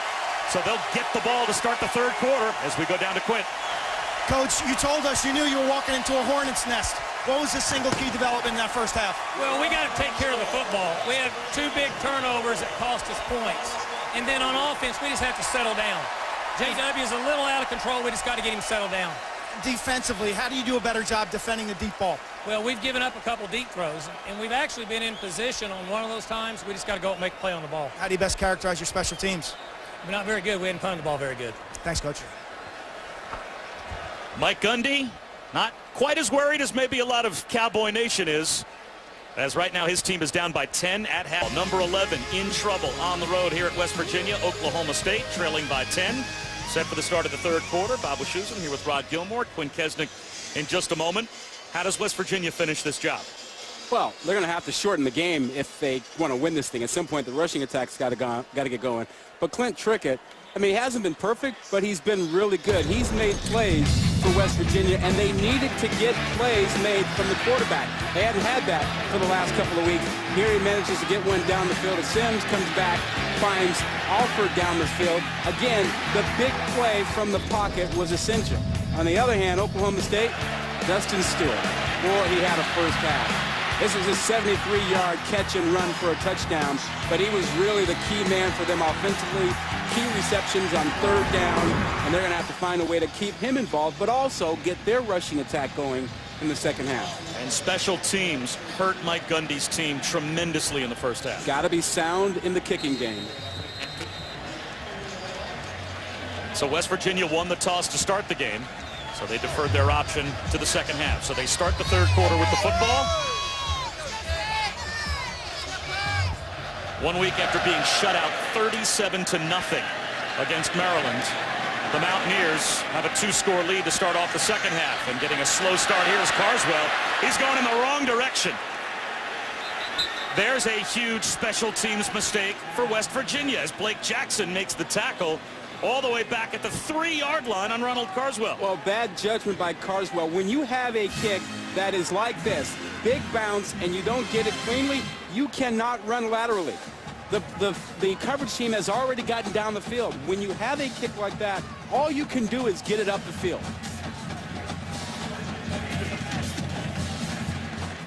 So here's a chance for the Oklahoma State defense. Didn't we say be sound in the kicking game? This game has had a lot of momentum shifts, and now we have another 6 seconds into the second half. Trickett to throw from the end zone, and he'll run it out of trouble. Uses the stiff arm, driven down by Caleb Levy. But he is able to pick up about 6 yards as we go down to Quinn Kesnick. Positive body language and the ability to react and make a play like that one. What Dana Holgerson likes the most about Clint Trickett in the first half. He said the negative, there's some operational issues within the Mountaineers offense, some reads, some of the intricacies that Geno Smith did so well that he continues to struggle with. We were told, Quinn, as you mentioned earlier, that the biggest problem for Clint Trickett coming into this season was just the short amount of time he had to learn this offense. He only picked up 4 on that run. Spinning out of trouble is Sims.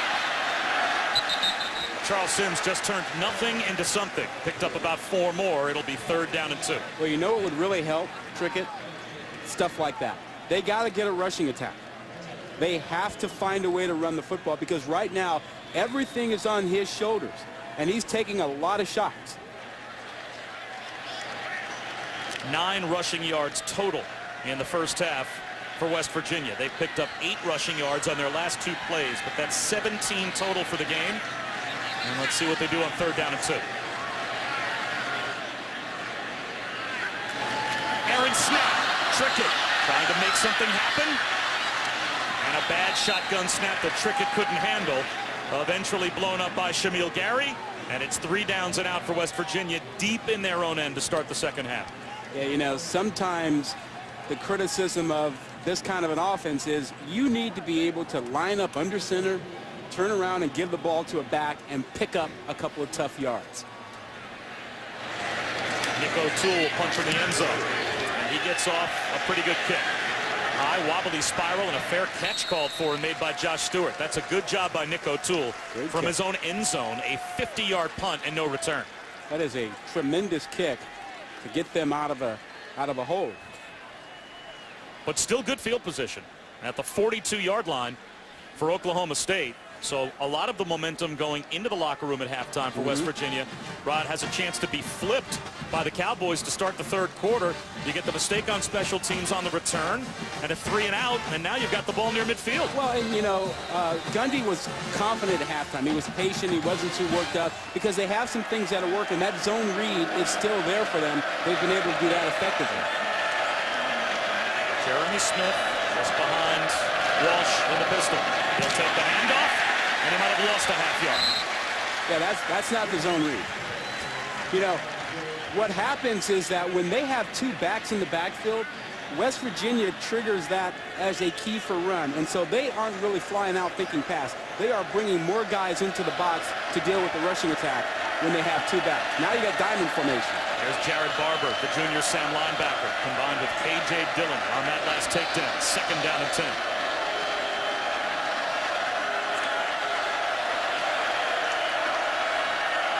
Complete change on the defensive look as well for the Mountaineers. And over the middle, still J.W. Walsh beats it. Terrific throw on the in cut to Charlie Moore. And it's a first down inside the West Virginia 35. It was the protection that gave him plenty of time to wait for Moore to come across the middle. I mean, he's running through zones here. They dropped a lot of guys, and there's plenty of patience there waiting for him to come open in between members of the zone. Back to the diamond look, straight ahead run for Jeremy Smith. And once again, it's Jared Barber on the tackle after a gain of 3. Now, you know, we've talked about that diamond formation. It's supposed to force the defense to play man-to-man on the outside, but West Virginia refuses to do that. And so they should be running against it when they get this, and we may get that here. But when you have to throw it, they wait for the zones to open up. Play action again for Walsh. There's the pass up the seam again. Jeremy Seaton for the touchdown. It's like an instant replay of the touchdown they threw earlier in the game to Tracy Moore.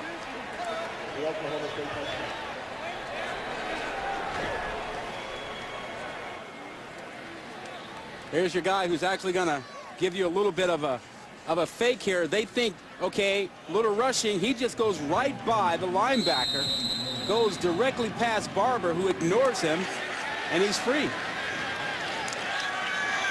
The biggest damage for Oklahoma State in their passing game has been done in the middle of the field. Deep in cuts and seam routes that J.W. Walsh has thrown well. And now the short field gives Oklahoma State a touchdown, and it's a field goal game again. Perfectly done. Get your guy out behind the linebacker. Game. A special teams mistake has been the genesis for a touchdown. A couple of times for West Virginia in the first half, and that time for Oklahoma State. Charles Sims brings this one back from the goal line and loses his footing at the 15-yard line. Let's go back to that touchdown pass to Seaton. This is a two-deep coverage, and both safeties get forced wide because of the wide receivers. When that happens, that linebacker has got to get deep. He's got to run with any threat up the middle. He doesn't do that with Seaton here. Seaton wide open. Look at that. He sees all that clear space. All you need is your quarterback to hand you the ball, and he just drops it in there easily. Let's see how Clint Trickett and the Mountaineer offense respond now that their lead has been cut to 3 once again. And again, poor field position on the handoff to Sims, and the field position doesn't get any better. James Castleman reached that big right arm out and corralled Sims. No gain on first down. Well, think about what this does for Oklahoma State's defense. They know West Virginia can't run the ball. And so they're just teed up. They're coming. They know they've got to go get him because they don't respect any threat of the run game at all right now.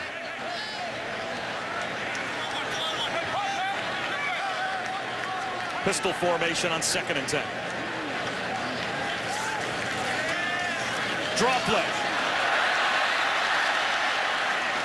A 7-yard gain for Sims. It'll be 3rd down and 3. Now, whether you hand the ball to Sims or throw it to him out of the backfield, you have to get him more involved. He is a playmaker for you. He is the one guy that can help you catch the short pass and get yardage. He had that one long pass down the sideline, but can they do more to get him the ball outside the tackle box? Yeah, I would think that's the way to go. 4-man rush. Trickett has a 3rd down conversion. Cody Clay in that same spot. That West Virginia's defense was just hurt right between the numbers, and that's a 12-yard gain. And that's the impact of Sims because the defense was so concerned with him going wide that they opened up the middle of the field.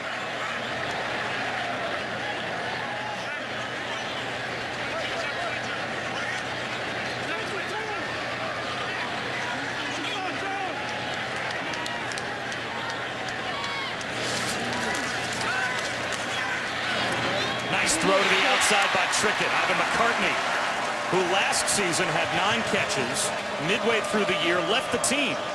He was unhappy with his role. He had some personal problems at home. And Dana Holgerson said we bore him no ill will and welcomed him back this year. That's another 1st down catch.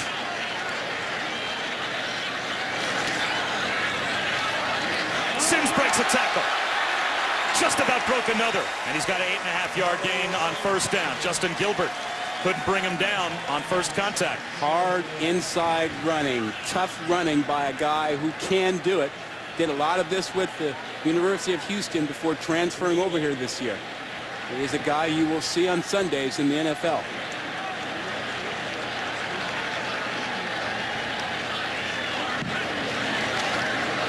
Pump fake for Trickett, flushed out of the pocket. Buys some time and throws a jump ball. Almost held onto by K.J. Myers. And the crowd was looking for a flag. Instead, it'll be 3rd down and about 2. Well, Trickett's had a couple of shots out there, a couple of guys downfield. Patman got away with a bit of a hold, which is what the crowd is reacting to.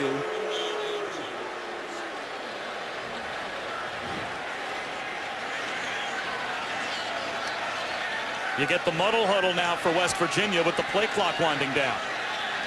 Play clock at 6 on 3rd down and 2. And under center goes Clint Trickett.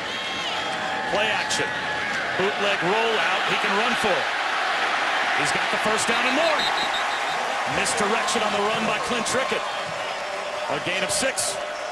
That's just savvy quarterback play, although he is grabbing that right leg. He's a little gimpy coming back to the huddle.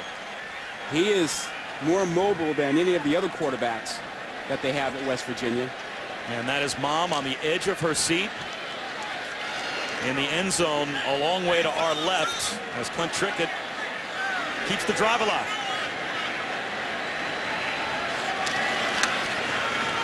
Right up the middle, Dreamus Smith for 6 more yards. All of a sudden, Rod, the run game that was not consistent at all in the first half for West Virginia has been big on this drive. Yeah, and there you see Trickett limping a little bit, that right leg. But, you know, you're right about the rushing attack. They are such a perimeter rushing team. Most teams challenge them, dare them to run inside. They're trying to take advantage of that right now and run inside some.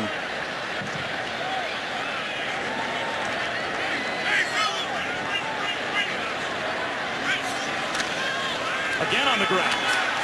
This time it's the freshman Wendell Smallwood who picks up 2. It'll be 3rd down and about 3. Sam Wren made the tackle for Oklahoma State. And as of right now, this is the longest drive for either team that we've seen in terms of time of possession, only approaching 4 minutes. So it's been a quick strike day for both offenses. Big 3rd down here, and they won't get it. Dreamus Smith driven back. Now you're at the 33-yard line, and it's 4th down and 3. What do you do?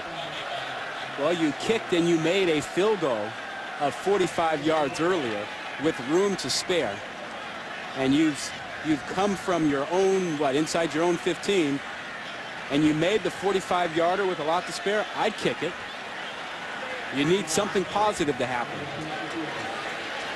And they're going to try this one with Michael Molinari. No, check that. Josh Lambert from just over 50 yards away. Knuckleball that never gets close. Somebody got a piece of that. That's Glenn Spencer, the defensive coordinator, happy with that effort because somebody got a hand on it. The momentum continues to shift as Lambert can't hit from a loss of the field goal a moment ago. Yeah, big right paw, number 91. See that? Right in the middle of your screen.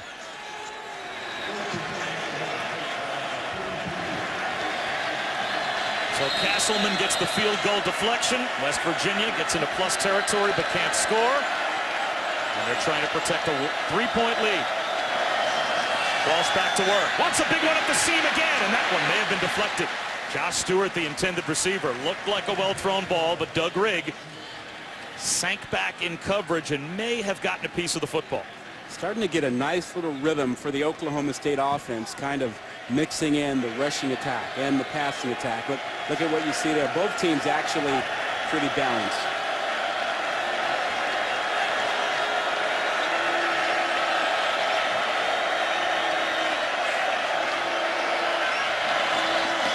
Walsh trying to swing one out, and that's deflected down at the line by Will Clark. Now it's 3rd down and 10. West Virginia sends in their 3rd down defense, their extra pass rushers, and their extra defensive backs. Stewart is the guy that they've had trouble with on 3rd down all afternoon.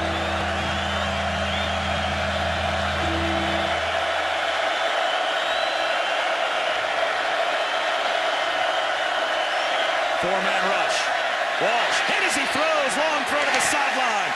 And it's incomplete. Marvin Gross got some pressure on J.W. Walsh. So again, the true freshman gets some pressure. And now, what has been an adventure all day today for Oklahoma State. They're going to punt the football away, and Kip Smith, a 16-yard punt and a 13-yard punt that both resulted in short field touchdown drives. This one a much better kick with hang time. Not making a fair catch is Jordan Thompson, and he paid the price. 43-yard punt, no return. Zach Craig makes the tackle on special teams. So Oklahoma State's head coach Mike Gundy against his old offensive coordinator Dana Holgorsen in a 3-point game. Watch college football live all season long on Watch ESPN. Download the app or visit watchespn.com.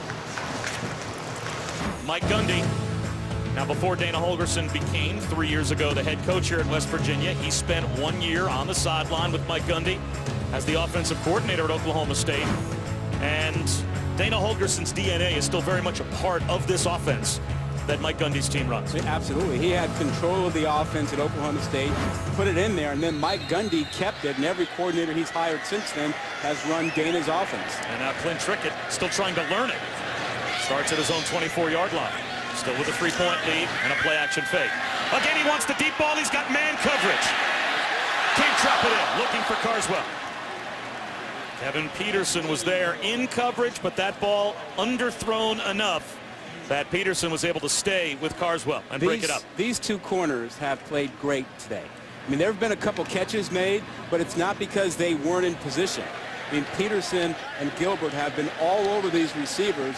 Just a couple of times they didn't make the play at the end, but coverage has been fantastic. Justin Gilbert's the senior. Kevin Peterson is a true sophomore. He only had 2 passes broken up as a true freshman last year. 2nd and 10. Trickett, long throw to the sideline. Held up was Kevin White. No flag comes out. And let's go back to Reese Davis. About time for a Taco Bell Live Mas moment. South Carolina's awakened in the second half. Mike Davis had a touchdown run. As we mentioned earlier, Connor Shaw out for the game. Dylan Thompson scampers in. First time all season that UCF has trailed 14-10 late in the third on ABC. So you've got South Carolina coming back in Orlando. And Oklahoma State trying to do the same here in Morgantown. They force 3rd down and 10. 3-man rush. Trickett creates time. Incomplete. Deflected away. Intended for DeKeel Shorts. Looked like Lindell Johnson on the dive. Tipped it down. So it's 3 downs and out for West Virginia. Trickett needs to settle down a little bit. There was only a 3-man rush. He did not have to get out of the pocket there.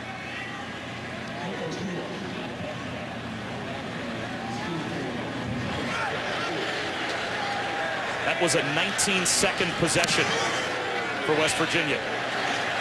Stewart, fair catch at the 31. Well, later on tonight, Saturday Night Football on ABC, presented by Windows. Showcases the nation's longest win streak. Urban Meyer's undefeated 4th-ranked Buckeyes will take on the Badgers. Number 23 heads to the Horseshoe to take on number 4. Saturday Night Football on ABC at 8 Eastern, 5 Pacific tonight. And the Wisconsin running backs off to the kind of start we're used to seeing Wisconsin running backs get off to. They may have changed head coaches at Wisconsin with Gary Anderson stepping in now, but it's the same formula. 2 or 3 running backs that can pound it, and Gordon's having a tremendous year, as we've seen with White in the past, and they'll challenge the Buckeyes tonight. Pressure on the Mountaineer defense again. Walsh on a cutback run. Maybe a yard. Nice job by Darryl Worley, helped out by Shaq Rowell. As they stay at home, it will be 2nd down and 9. Both these teams have tried more running plays in the second half to balance out their offense. Walsh, certainly a guy they have looked to be the focal point of their rushing attack, but he's going to have to throw it a bit more here. It's Desmond Rowland now in a tailback. And that 3-by-1 look we always see from Oklahoma State. Play action for Walsh. Escapes the pocket. He'll tuck it under and run. It looks like he's got a 1st down. They mark it out maybe a half-yard shy. Doug Rigg could not bring down J.W. Walsh. And let's see where they spot the football. Is it 3rd down and a foot? It looks like it is 3rd down and less than a yard.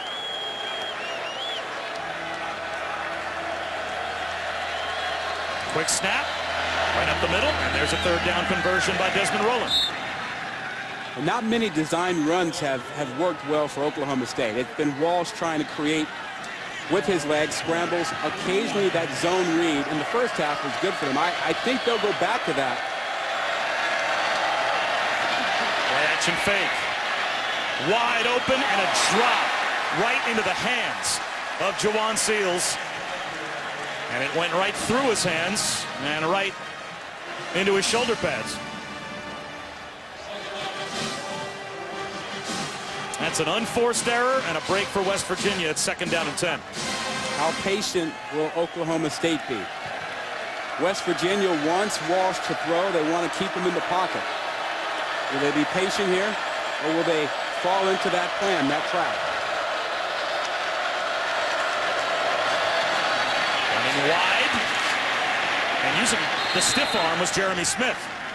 And he looked like he may have been caught behind the line for a moment, but he held off Terrell Chestnut. But it sets up 3rd down again. It will be 3rd down and about 6 from just shy of midfield. Actually, 3rd down at 7. And can Walsh create? Can he buy time and use his legs? That's the way he's done it. Even throwing the ball down the field is buying time with his feet. 5 for 13 on 3rd down today, and they are 5 wide with an empty backfield.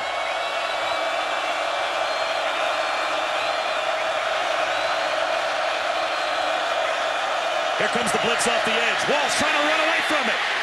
Somehow escapes a sack and hoists one downfield. It's a jump ball and it's incomplete. David Glidden was the closest man to the football, but there were a couple of receivers for Oklahoma State that were way behind the coverage. And again, J.W. Walsh couldn't get enough arm strength behind the football to make West Virginia pay. He bought time. He bought time to give himself a chance. His receivers, almost all of them, beat the man coverage. They were all wide open. It was a full-out blitz from West Virginia, but Walsh just couldn't get enough on it because he had to work so hard to buy time. And we have an injured Mountaineer. As you could see on that replay, Glidden ended up in the midst of the jump ball, but Blake Jackson was 5 yards further behind Glidden than the football ended up, and there was no one in between Blake Jackson and the end zone. So that was another deep ball touchdown that could have been there for Oklahoma State. Well, even on the other side, there were at least 3 receivers who were behind the West Virginia secondary.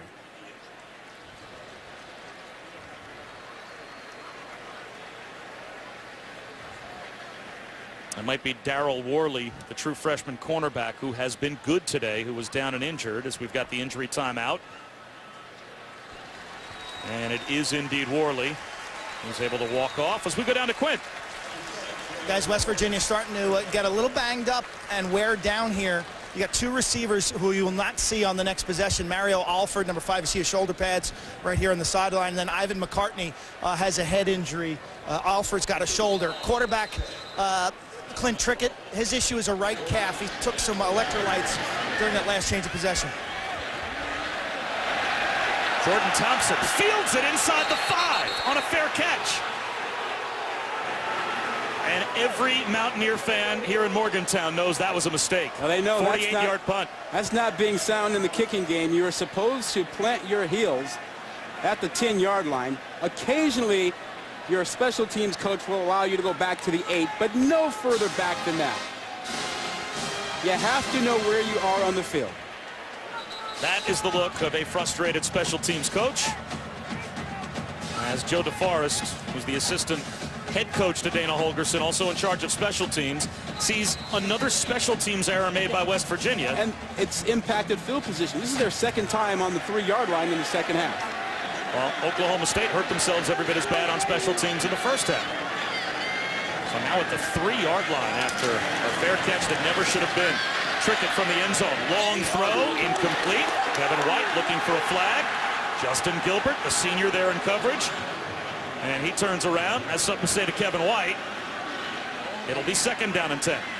The problem for West Virginia, when you don't have a rushing attack, you can't grind your way out of this, and you can't shorten the game.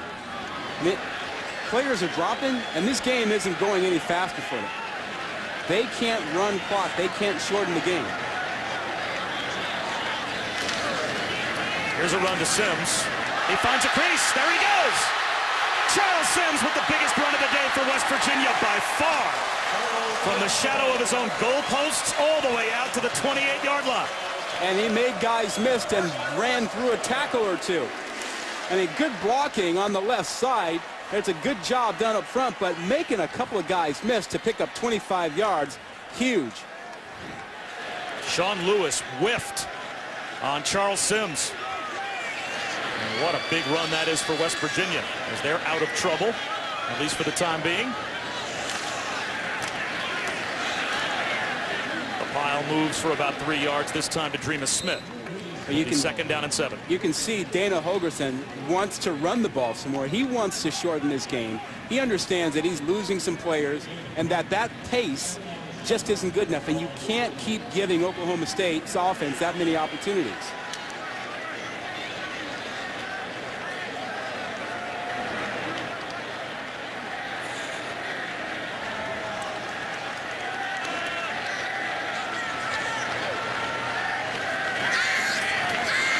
Trickett up the seam, tipped, and on the carom, almost pulled in by White. Tyler Patman was there to deflect the ball. Another good job in positioning by an Oklahoma State defensive back. I tell you, they've played great. I mean, this gives you the confidence. If you're Glenn Spencer, you can play man coverage, which allows you to have the 8th guy in the box to take away the rushing attack. And as long as those corners keep playing like that, it's going to be hard for West Virginia to run the football. Glenn Trickett has missed on his last 6, but some of those have been passes defensed by the secondary for the Cowboys. Play action here. Some pressure comes, hit as he throws, it comes out sideways, and another 3rd down stop for Oklahoma State. So they give up some field position on the run down near the goal line by Sims, but they get the stop. And how many times can West Virginia give that Cowboy offense the ball back and expect to hold on to this lead? Well, and you also don't give your defense a lot of time to rest, recover, and adjust to things. The 6th punt for Nick O'Toole. It's another pretty good one. Another fair catch called for and made by Stewart at the 30. College football primetime on ESPN presented by Hampton Hotels kicks off at 6:30 tonight. It'll be undefeated SEC West rivals squaring off. Bo Wallace tries to pull the upset on the road. Number 21, Ole Miss, heads to Tuscaloosa to face A.J. McCarron and number 1, Alabama. College football primetime on ESPN tonight at 6:30. Also live on Watch ESPN. And A.J. McCarron continues to build on quite a collegiate career. That's your guy. He doesn't seem to get a lot of accolades, a lot of respect out there, but, man. If I'm a coach, sign me up for 55 and 10 touchdowns to interceptions. How about 28 and 2? I think those two numbers go hand in hand. Option play and a flip on the end around. Charlie Moore might want to throw it. He's got nowhere to go. The trick play does not work for Oklahoma State. Did Moore throw it away to avoid what might have been an 8-yard loss? And it looks like they may rule that an incomplete pass as he got rid of the football before he got out of bounds. Yeah, and as long as it passes the line of scrimmage, because he's outside the tackle box, it'll be okay. And that ball has to pass the line of scrimmage, and it does. Now the flag is dropped down. Now they're going to say that the ball didn't pass the line of scrimmage, at least seemingly so.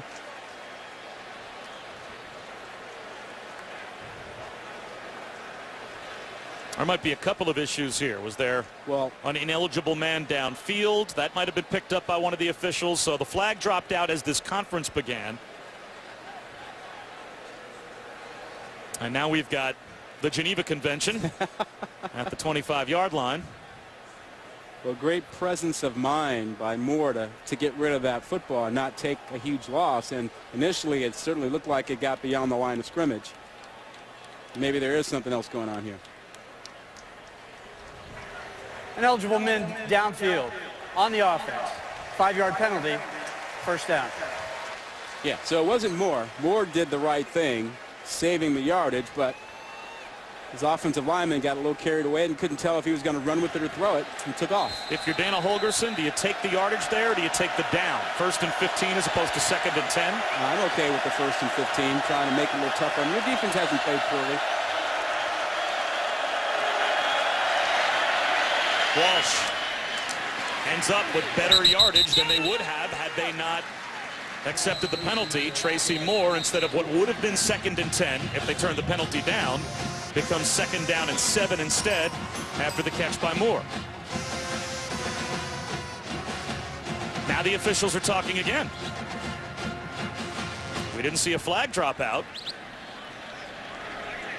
And now an unexplained conference. Dana Holgorsen is wondering what that meeting was about. Now West Virginia wildly trying to change players on defense. And Dana Holgorsen's furious. He wants an explanation from the officials as to how a conference could result in the ball almost immediately being put in play. And West Virginia was caught wildly trying to substitute just before the snap. And you know, the Big 12 is the only conference that is experimenting with an 8th official who actually spots the ball. And that is intended to speed things up and free up the other officials to monitor substitution and other things. And Dana Holgorsen is saying, hey, you stopped the play. We didn't know what you were going to do. I should be allowed to make my substitution. The offense already had. We don't know what you're going to do because you stopped the clock. So why wouldn't you allow us to do it? West Virginia. So West Virginia has to call a timeout. 30 seconds. Now, while the officials had gone through their little conference, I think Dana Holgorsen was upset because apparently Oklahoma State substituted. But before the snap, he wasn't given the opportunity to substitute, and it became the Keystone Cops for West Virginia. Dana Holgorsen gets not pleased that he was forced to call that last timeout. But rather than get caught with personnel on the fields, running on and off, West Virginia has to stop things now after the timeout, 2nd and 7. Running play blown up for a loss of 4. Jared Barber all over Jeremy Smith. And once again, West Virginia forces Oklahoma State into 3rd down and long. A good delayed blitz that time by West Virginia creates the 3rd down and long now.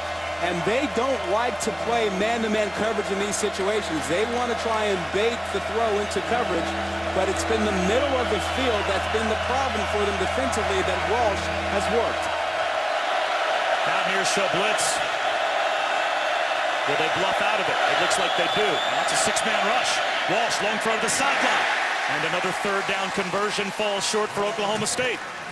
Josh Stewart was the intended receiver, but it will be a punt for the Cowboys. Now Jordan Thompson will drop back deep to receive the kick of Kip Smith. Kip Smith in the first half struggled, but his last punt was fair caught by Thompson inside the 5-yard line. This one might be returnable. He gets tripped up. So that time, good punt coverage. Octavius Jones makes the stop. How do you manage this game the rest of the way if you're Dana Holgorsen? Do you continue to attack, or do you have to offensively? How much pressure can he continue to put on his defense? He's waiting for his opportunity. They've had terrible field position, so he's had to be a little conservative. I mean, he knows he needs to shorten the game because it's just too many opportunities for Oklahoma State, but he has to have some field position. Look where he's been. He started his own 3 twice. His 15, his 24, and they haven't been able to do much with this, and now they're at their own 22. This is the 27th combined possession of the game, and we have yet to get to the 4th quarter. Trickett in trouble, and throws it at least in the area of an eligible receiver. Charles Sims was there with David L. Collins providing pressure. Let's go back to Reese. Bob, on ABC, South Carolina starting to flex its muscle against UCF. Steve Spurrier said at halftime he wanted to run it. Mike Davis has. His 3rd 100-yard rushing game. It's 21-10 after Davis goes in there in the 4th quarter. And again, it's on ABC. All right, Reese. Well, that's a complete flip of the script for South Carolina. They were down 10-0 at halftime. Now they've scored 21 in the second half. And Oklahoma State trying to do exactly the same to West Virginia. Another errant snap, nicely handled by Trickett. Traps a handoff to Sims, and he runs a long way to pick up 3 yards. That is a fast closing secondary. That was Shepard, number 7, coming in to make the play. So now it's 3rd down and 8. And again, West Virginia trying to keep a drive alive so their defense doesn't have to run right back out there. Trickett with a pump fake. Throws a bomb. It's a jump ball, right sideline, incomplete, flag out. Shamil Gary, the safety, was in coverage on Da'Keel Shorts, and that is a big break for the Mountaineers. Oh, Gary's not happy about that. It was a wheel route, and he couldn't find the football, and the receiver Pass jumped over him. interference. Number 7 defense. 15-yard penalty. First down. That's a huge call. Yeah, watch the end of it. And he just didn't find the football, but he didn't initiate the contact.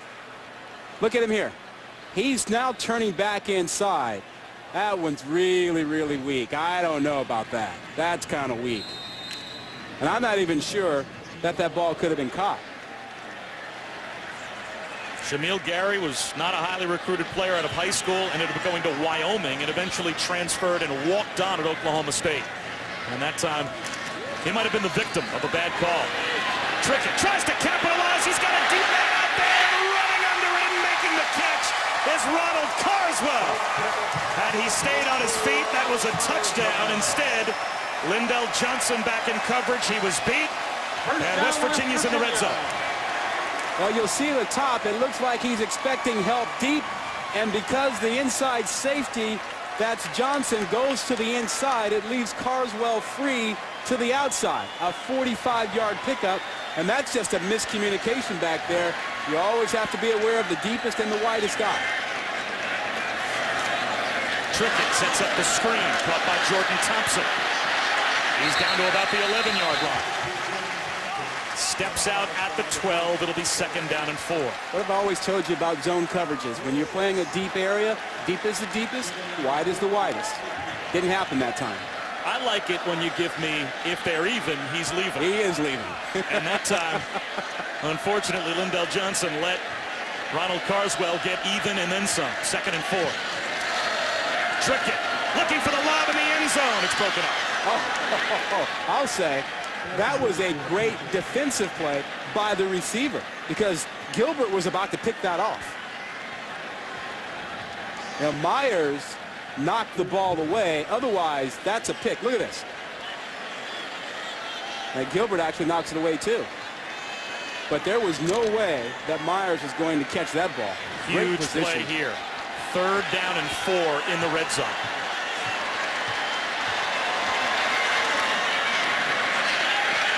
Trickett, long throw, and he throws that one away with a flag down.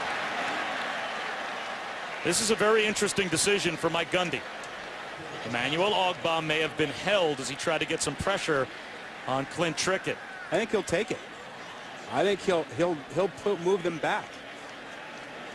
I mean, that's Glenn Spencer, the D coordinator, saying, I like my defense. We're playing well. We can handle this. Move him back. We'll get him out of field goal range, possibly.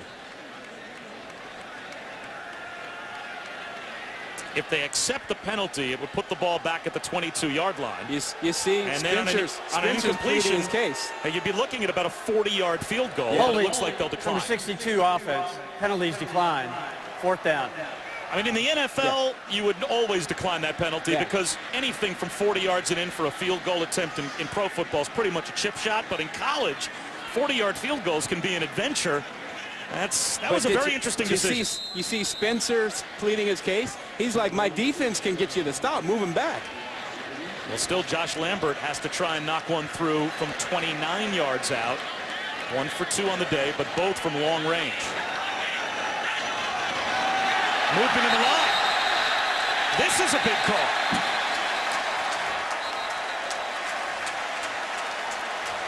It's a 1st down if this penalty is called against Oklahoma State. Wow, what a change that would be. If they were drawn off, it just makes it a 34-yard field goal. False start. Number 78 offense. 5-yard penalty. 4th down. So a false start is called against West Virginia, and they will try the field goal from just a shade further away. Yeah, look right there.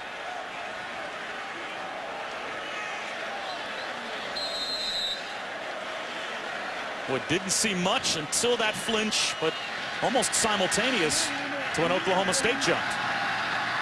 So now it's a 34-yard attempt. And it will miss wide right. From 34 yards away, another bullet dodged for Oklahoma State as Josh Lambert can't hit. And another drive that ends up relatively deep in Cowboy territory nets no points for West Virginia. Well, we've talked about special teams all day long, and neither team has been sound.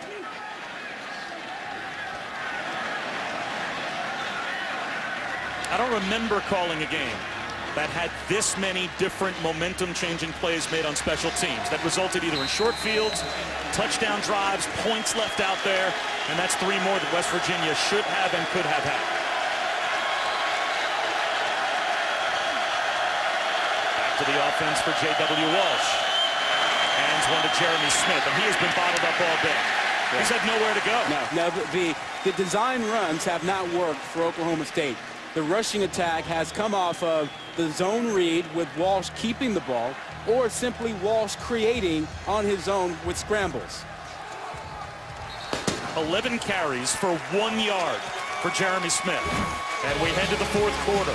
Still the Mountaineers. For a dull moment on the sideline when Dana Holgorsen is involved. Frustrated, the lack of communication between head coach and quarterback apparent on that last series. Slamming his headset, breaks into multiple pieces. The equipment staff busy, then they try to get another headset, get the right frequency. He actually called that last series minus the headset. Very interesting. Do you think Oliver Luck, the athletic director, sends Dana a bill tomorrow? As Jeremy Smith finds a little bit of a cutback lane, and that's as good as he has looked running the ball all day. Jared Barber brings him down after a gain of 4, but neither of these two teams has been able to run the football. Both will have to rely, you think, on their passing game. Yeah, what do you think of that West Virginia defense today and on 3rd downs like this? 3rd down and 6 to start the 4th quarter. Four-man rush. Walsh on the slant has a 3rd down conversion. Jawan Seals, who dropped one a couple of possessions ago, makes a big catch there, a gain of 13. This West Virginia defense has been challenged. Whoa, they didn't even get their guys on the field that time. Walsh tucks it under, steps out at the 40-yard line, which looks like it'll be marked out at the 39, a gain of 2. Did you see they had guys running on the field? The tempo caught up with them that time. They never got into their stance. It's amazing how quickly Oklahoma State can get all 11 players set for that one required second before they snap the ball. Tremendous tempo.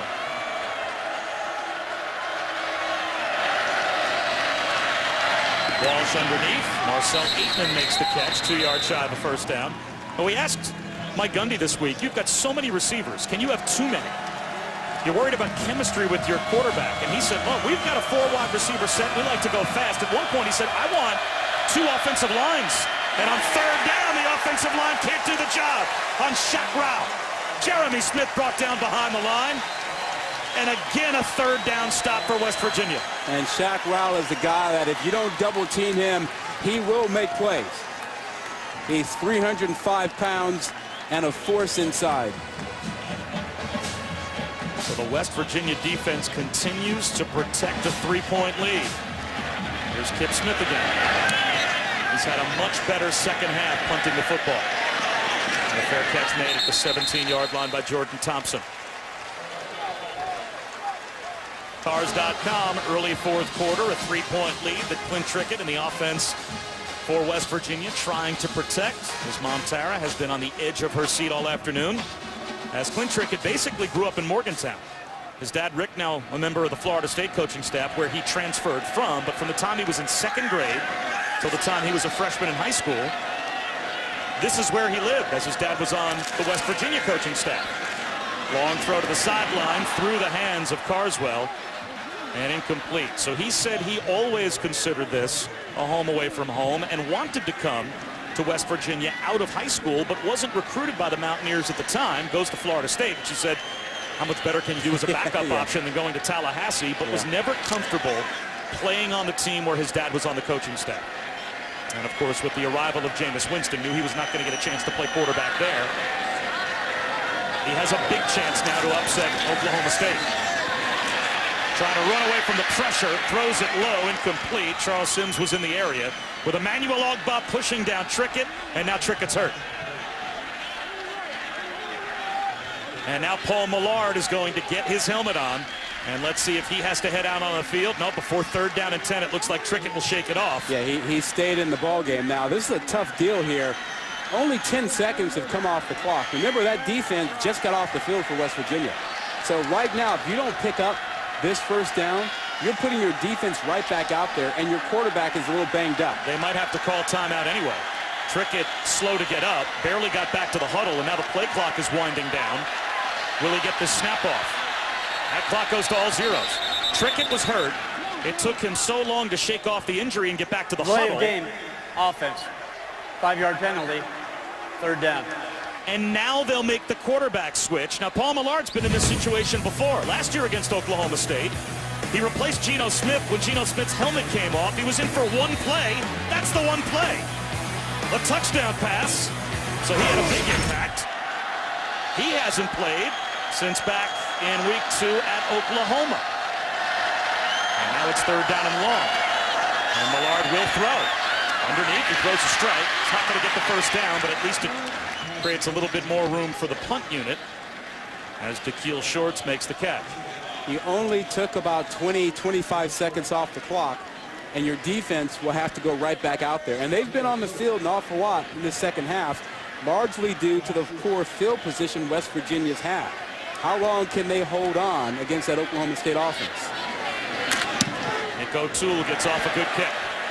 Stewart, returnable. Not a lot of hang time, but plenty of distance. Stewart gets a block. There goes Josh Stewart. All the way out to midfield, hit from behind, and the pile still moves as he stays in bounds. Inside the 45-yard line of West Virginia. A 56-yard punt, but a 35-yard return. Trickett is hurt. Nick O'Toole just outkicked his coverage. And a big hit on Trickett. He's taken. College football is presented by Cars.com. Get the right car without all the drama. Cars.com. All drive, no drama. And in part by Bank of America. The Mountaineer People Mover, the Morgantown personal rapid transit system, connects all 3 campuses of West Virginia as well as downtown Morgantown. And there's Clint Trickett, and it looks like he is going to be heading back to the locker room to get checked out. Just tried to throw and stretch out his shoulder over on the sideline, and you can see the pain he was in. One throwing attempt, and he's injured and upset. Great field position, the best of the day for Oklahoma State. J.W. Walsh takes a shot up the seam, through the hands of Josh Stewart, and that one should have been caught, and it would have been a big 1st down for the Cowboys. Stewart having a great day, knows he should have had that one. And Oklahoma State in position now. This West Virginia defense has been out there an awful lot. They're starting to wear down, and Oklahoma State's trying to take advantage of it. And could have there had it not been for the Stewart drop. There comes a blitz on 2nd and 10. J.W. Walsh right back up the seam again. This one's not dropped by Tracy Moore. He fights his way down to about the 12-yard line. They have the sense that they had the West Virginia defense on its heels, and they come right back. Moore working against the safety. There they go again. Up the middle, Desmond Rowland. He is down to about the 7-yard line, and so far this year in college football, there has not been a better red zone team than Oklahoma State. They haven't been here today, but coming into today, they were the only team in the country to score a touchdown on every red zone trip so far this season. They were 15 for 15. 15 touchdowns on 15 trips into the red zone. Now it's 2nd and 4.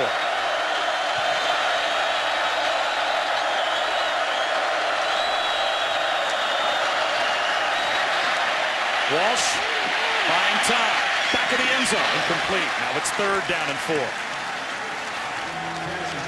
A lot of yellow jerseys down there. You will not get man coverage from West Virginia down here. Their tendency is to drop a lot of guys and try and take advantage of the short area of the field there and overload it. Walsh can buy time with his legs, though.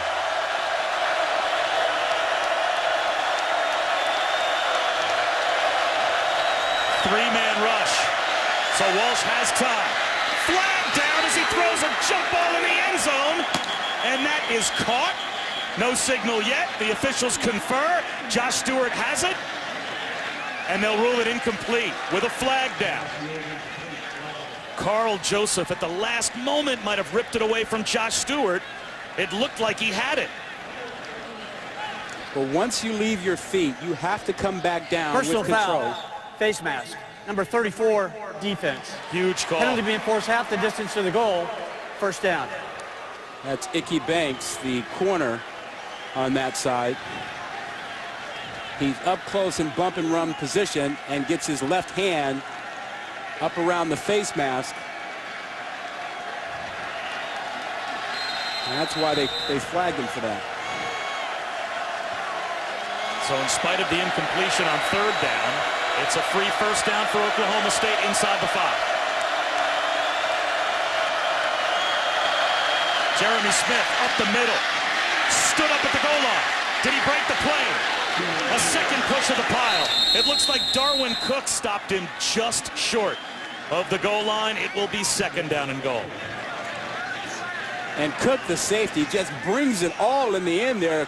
Stewart was about to fall into the end zone. Look at that big hit right there. That's a good hit. And now we have an injury for West Virginia. Doug Rigg. Rigg is in the game as a backup. Nick Kwiatkowski, who was the leading tackler at inside linebacker for West Virginia, coming into today, had a hamstring injury, so he couldn't play.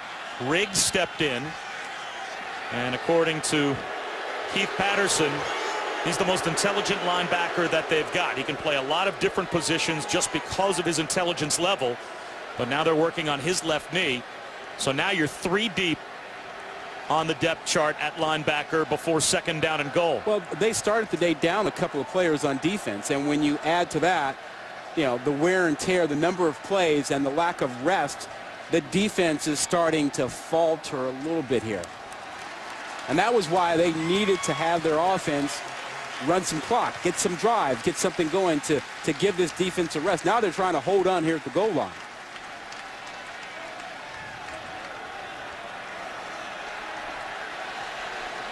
Clint Trickett's back on the sideline trying to work out the right arm to see if he's going to be able to maybe throw a couple of passes and get back in the game. He was back in the locker room, so we'll see who is at quarterback when West Virginia gets the ball back, but will they even still have the lead?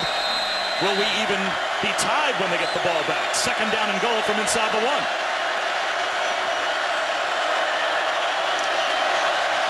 Walsh, lob pass, broken up, intended for Tracy Moore.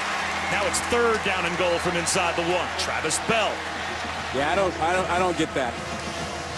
You know, you have to be able to run the football down there.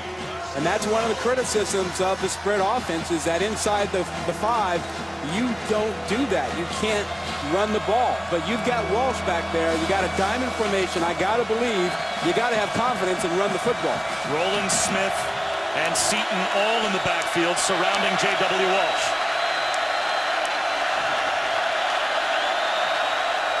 They'll try and run it. No chance! Jeremy Smith dropped well behind the line, and West Virginia thinks the ball came out. Dontrell Hyman was the first man there to make the stop. Well, talk about rising up here. And Hyman, 99, really shoots through the Going on the backfield. field as the runner was down. The ball did roll free, but Jeremy Smith was ruled to have been down by the officials. And it certainly looks as if his knees were down before the ball appears. Although they may go upstairs just to double check, and it looks like the replay booth has buzzed down. Previous play is under further review. That last replay we just saw made it a little bit more of a replay-worthy call. From here, the ball disappears, so yeah, you from can't this see angle, the it's ball. hard to see when the ball comes free. But the last look that we had... Again, you need conclusive evidence. So the first replay, we had nothing conclusive. From this angle... Are his knees down before the ball comes free? Well, it's hard to tell. That right leg, is that right leg down before the ball comes out? I mean, clearly his progress had been stopped, but was the right leg down before it came out? Well, forward progress, of course, is a judgment call that has to be made by the officials, and they never ruled forward progress on the field. That would nullify any potential replay from the booth. So they ruled him down by contact. And now we're getting a look, Rod, I think, at why on second down, Oklahoma State threw the ball into the end zone because on third down, they didn't have a chance to get there with the run game. Well, it goes back to the spread offense, and one of the problems with it is that you can't run the ball down close to the goal line and pick up 6 points. You have to be able to do that. You got to find the way to do that, particularly if you want to win a championship. Well, one way or the other, that's the first time a defense this season has stopped Oklahoma State in the red zone from scoring a touchdown. And they stopped them from inside the 2-yard line with a first down. And on second and third down from well inside the 1. So that's a huge defensive stand for the Mountaineers. Will they end up with the football, or will it be a field goal attempt? Here's the ruling. After further review, the ruling on the field stands. Fourth down. Yeah, it was hard to see anything or enough in there to overturn it. And remember, the standard is you got to have conclusive evidence or indisputable evidence to overturn the call on the field. Now, technically, Oklahoma State could still score a touchdown if they fake the field goal. But if they go ahead and try the field goal with Ben Grogan, it would be the first time that they had been stopped from scoring a touchdown inside the red zone. This for the tie. Every kick has been an adventure today. And the freshman Ben Grogan hits the upright.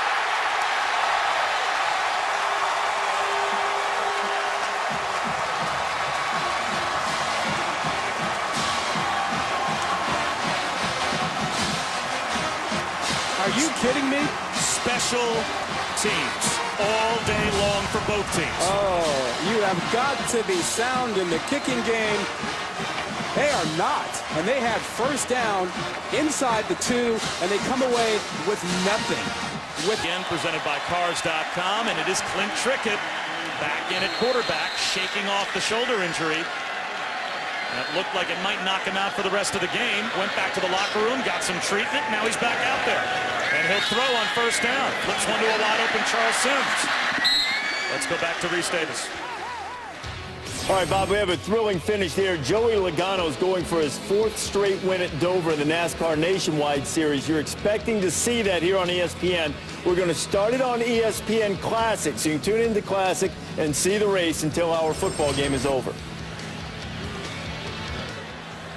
Second down and 7 here in Morgantown. A 3-point lead for West Virginia. And Clint Trickett trying maybe to milk some clock as well.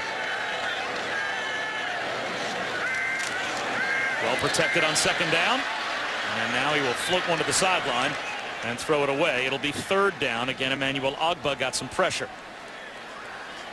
Again, they just really don't have a rushing attack. Sims is the guy they threw it to on first down, and you keep thinking, how do you get something going? How strong is this arm right now for Trickett? Can he throw the ball down the field? If I'm Oklahoma State, I'm assuming that everything's got to be short. If they can't run it with Sims and he can't throw it deep, it's got to be short. The 151st play from scrimmage in the game. And it's a third down play for West Virginia. 4-man rush. Trickett under pressure. Finds a receiver underneath. Can Carswell get to the sticks? No chance. Nice open field tackle by Lindell Johnson. It's only a gain of a yard or 2. And again, it is 3 downs and out for West Virginia. The speed of this Oklahoma State defense is something. Here comes Johnson. Look at that speed. Look how he closes.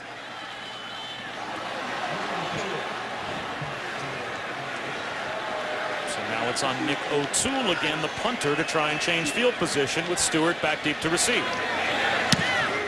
And O'Toole with another good-looking kick. Stewart muffs the kick, going backwards. Another special teams mistake. All the way back to his own 15-yard line. Ricky Rump was there to bring down Josh Stewart, but he lost 5 on the return after a 55-yard punt. What a huge change of field position. What's the over-under on special team blunders today? 10? 12? Wow.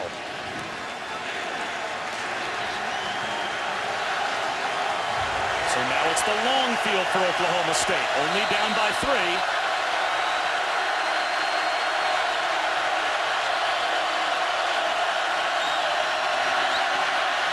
Read option. On the end around at Stewart.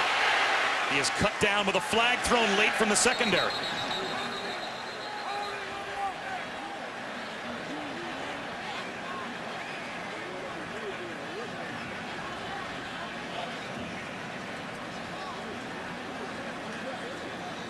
Brandon Golson is injured.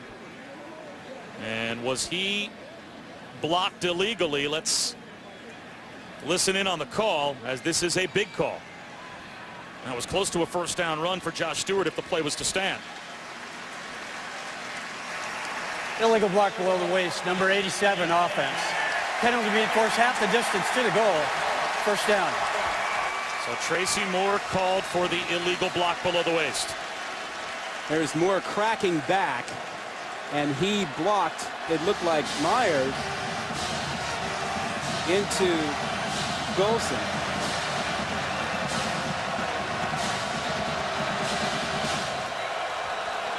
So does that change things?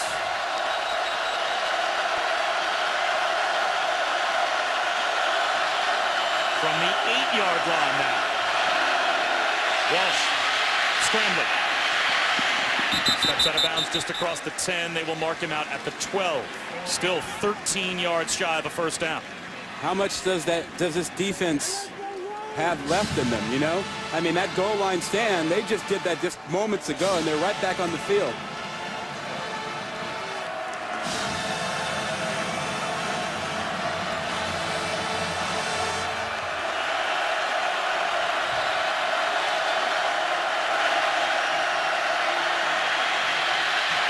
Walsh uncorks a deep one, looking for Seals.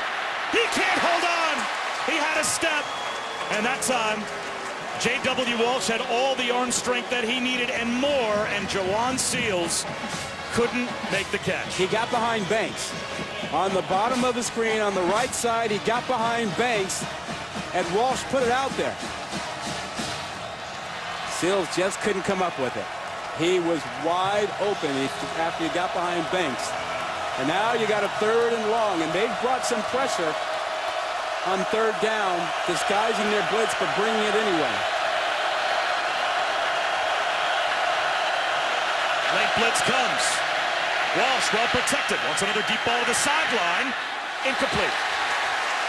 He had to throw that one a bit off his back foot as he tried to find Blake Jackson. The pressure, it seemed like, prevented J.W. Walsh from stepping into that throw. How about the way this defense for West Virginia is hanging in there time and time again? And now another special team situation. Another adventure, perhaps? And a big flip of field position, you would think. A wobbly kick right to midfield. Fair catch called for and made, and a smart decision by Jordan Thompson. Don't risk losing field position after a 40-yard punt. The West Virginia offense will start right at midfield as we take a look at our Discover Game Changer. Well, that goal line stand began with Darwin Cook making a tremendous hit and save at the goal line. And then Dontrell Hyman shoots the gap and gets a tackle for loss. And then how about the special teams? Another one not sound from the kicking game. And Oklahoma State came away with nothing after a first down inside the 2-yard line. The Discover Game Changer brought to you by Discover Card. And now trick it from midfield. Bullets one over the middle, and it's dropped. Is that ruled a completion and a fumble? No, the officials ruled it as an incomplete pass. Jordan Thompson couldn't hold on. I was talking to the officials before the game today about this type of play, the simultaneous hit, or is there a football move after the catch? And the officiating crew said, you know what, we're not in favor of any cheap turnovers. You have to earn them. So if there's any doubt about whether the guy had possession, it ain't a turnover. Shamil Gary knocked it out. 2nd down and 10.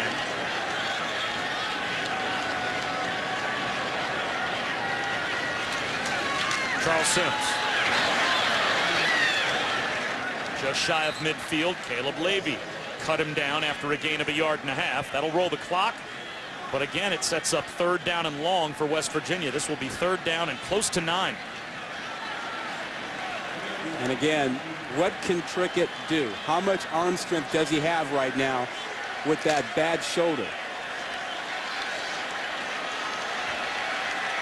Can West Virginia put this back on their defense again with a 3-point lead? 3-man rush. Trickett, long throw to the sideline, and there's the offense coming through for West Virginia. Yeah. Ronald Carswell with a huge 3rd down catch. You know how gutty that is? He's hurting. He is hurting. He dug down deep to deliver that throw. Look at the way that arm is hanging. He dug down to get that one out there. What's the rush now if you're West Virginia? Set to snap the ball with 23 on the play clock. And let's see if they do indeed snap it. And they do with 16 on the play clock. A screen to DeKeel Shorts. Tackled inbounds after a gain of 6. Let's go back to this 3rd down throw. And Trickett just giving everything he can on that throw with that shoulder aching him.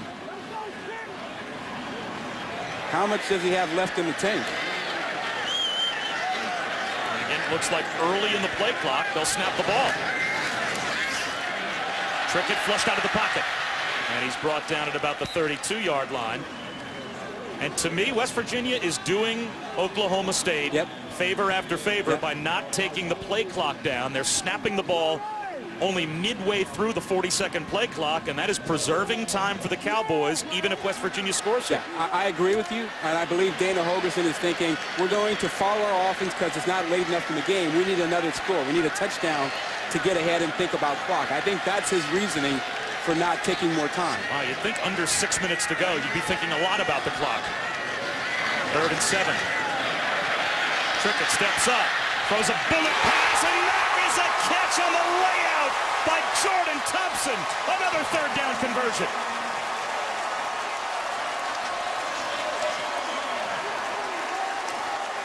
The sophomore from Katy, Texas is only 5'7", 168, but Trickett delivers this bullet to him, winces afterwards, but look at him lay out. That is a huge, huge catch.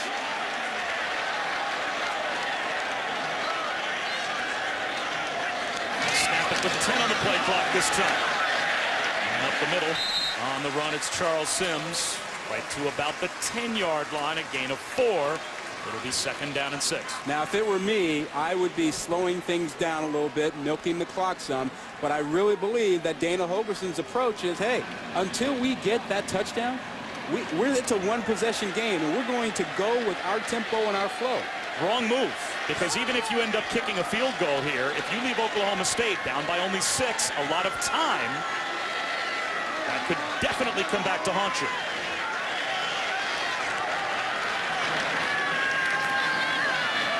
Will be 3rd down and 6 as Dreamus Smith is brought down at the 10-yard line. Now, had you milked the clock a little bit more, true, yep, maybe this wouldn't be the situation now for West Virginia. But now a timeout will be called. Bob Wischusen, Rod Gilmore, Quinn Kesnick, and Rod, what might have been the play of the game by Jordan Thompson a short time ago. Yeah, he saved them on 3rd down, laying out, coming up with this, creating another 3rd down now for West Virginia. And the gutty performance continues by Clint Trickett. Another 3rd down, though, after the timeout called by Mike Gundy. 3rd and 6. Trickett, end zone, tipped and incomplete.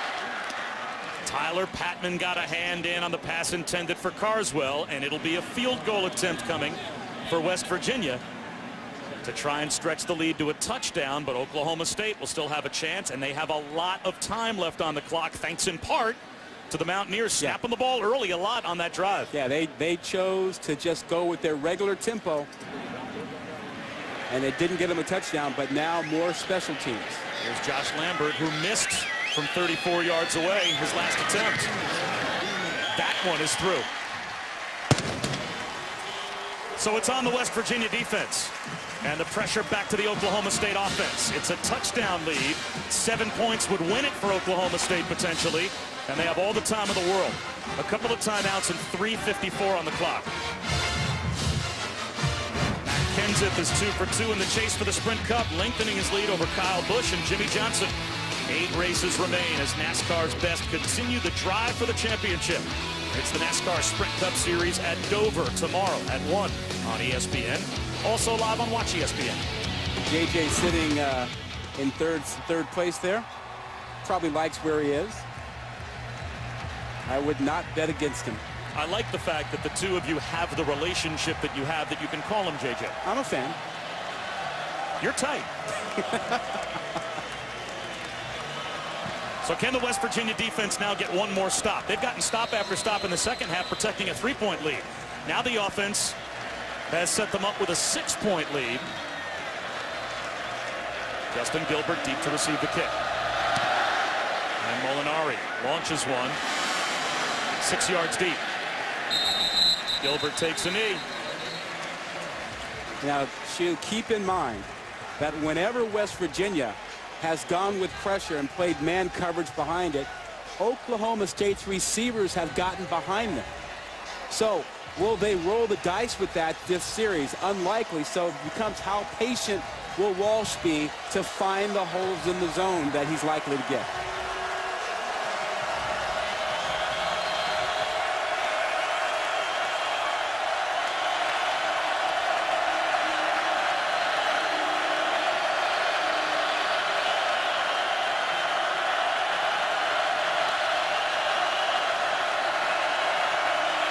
Some confusion for Oklahoma State as the play clock's down to 5. 4-man rush. Walsh flips one underneath. Cartwheeling down at the 29-yard line. A.J. Dillon made the stop on Josh Stewart. That's a gain of 4, and Stewart's hurt. He is a big factor in that offense for them. They stopped the game, so he's going to have to come off the field for at least one play, and it looks as if he is as woozy as his leg might be shaken up as well.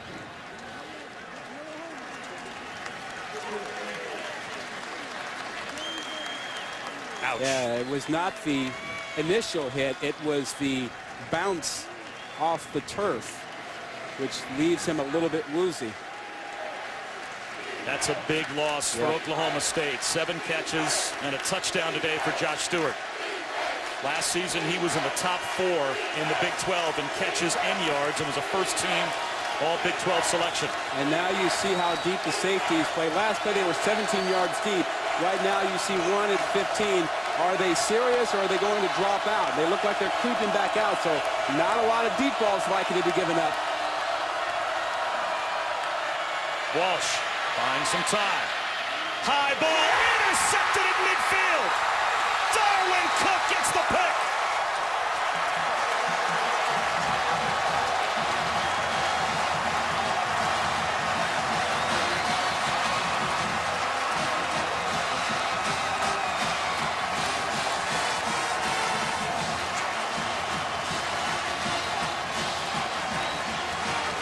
It's not over yet. Nope. The crowd might think it's over, but West Virginia's not in field goal range. There's still 3.5 minutes on the clock, and Oklahoma State still has 2 timeouts. Lack of patience. We told you about the deep safeties. We told you about Walsh needing to be patient here. He wasn't patient. He tried to stick one in there a little bit deeper than he needed. And Cook makes the play. But now West Virginia needs a score, and they need to burn clock. And Oklahoma State has to get a 3-and-out. They have to sell out to stop the run, and they seemingly did so on first down. Castleman and Levy combine on the tackle after a gain of a couple. It'll be 2nd down and at least 8, if not 7. And the clock will start to wind down. And if you're West Virginia, So much for tempo. You need to burn clock. You need to make Oklahoma State use their timeouts.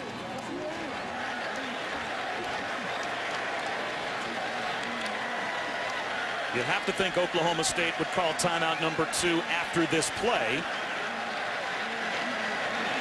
if they get the stop. Trick at the throw.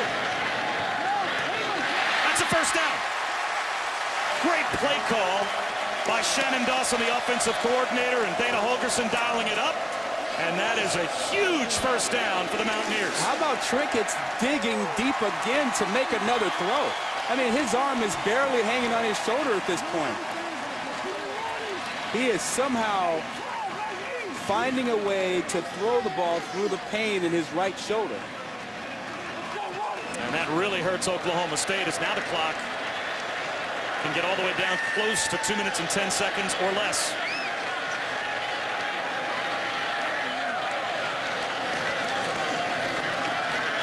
A swing pass to Sims. Stays in bounds. Now he's down. Where do they mark him out? At about the 14-yard line. Yeah, but be careful with that. You know, if you're a West Virginia fan, you can legitimately ask, why are we throwing the ball? And now a flag has been thrown as Kevin White and Justin Gilbert got into an altercation after the play came to an end. This is a huge call. A flag was thrown by the officials on the altercation 25 yards up the field from where the play came to an end. You know what? That's selfish. On both players' part, it's too risky for West Virginia and Oklahoma State.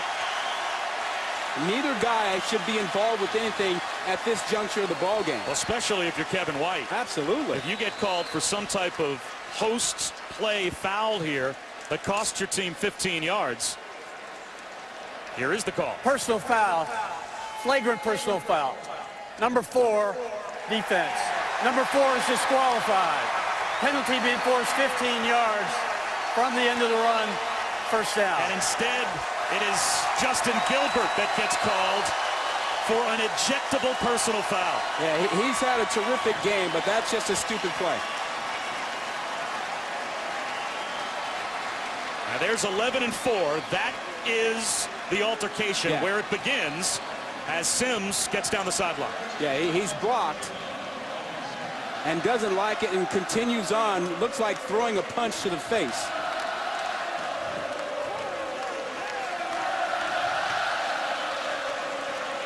Oklahoma State still has 2 timeouts, but now they really are on life support as it is 1st and goal at the 7 after the penalty, and that allows the clock to wind.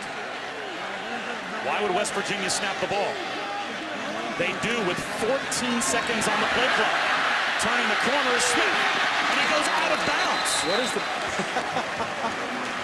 You know, the clock management continues to baffle for West Virginia. And if they kick a field goal and make it a 2-possession game, it's over. But snapping the ball with 14 on the play clock and going out of bounds. You could even simply take a knee or quarterback sneak it, force them to use their timeouts, kick a field goal, and go home. Why you would risk leaving time on the clock or running wide or even handoffs, you don't have to. You're in a great spot right now. Now Oklahoma State can use their timeouts on 2nd and 3rd down and at least force West Virginia, if they don't get in the end zone, into a play that could turn things around. Flags down. Delay of game. Delay of game. Offense. 5-yard penalty. 2nd down.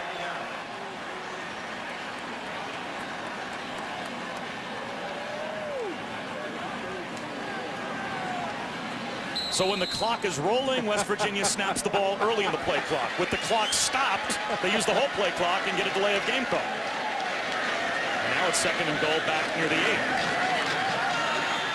And Smith's going to lose more yardage. He'll be all the way back to the 19-yard line by the time the play stops. And now Mike Gundy will call timeout. Yeah. And with what we've seen with special teams, no field goal is a certainty from that distance. Timeout. Oklahoma State. Well, now they're back at the 17-yard line. 30 seconds. So as things stand now, this could be a 34, 35-yard field goal attempt. This is not over. Saturday Night Football on ABC, presented by Windows, showcases the nation's longest win streak. Urban Meyer's 4th-ranked Ohio State Buckeyes will take on the 23rd-ranked Wisconsin Badgers.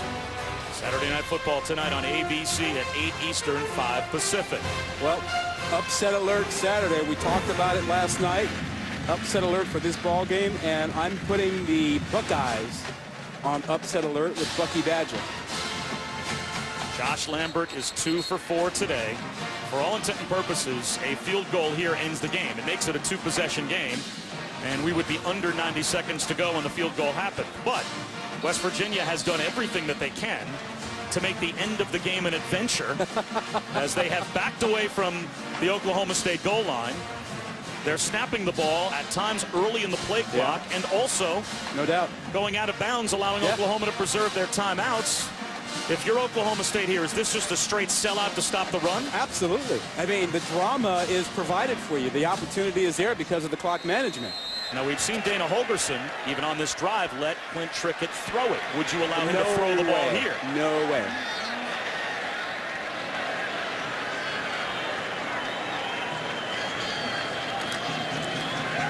There's a handoff to Sims, and Mike Gundy will call the final timeout for Oklahoma State.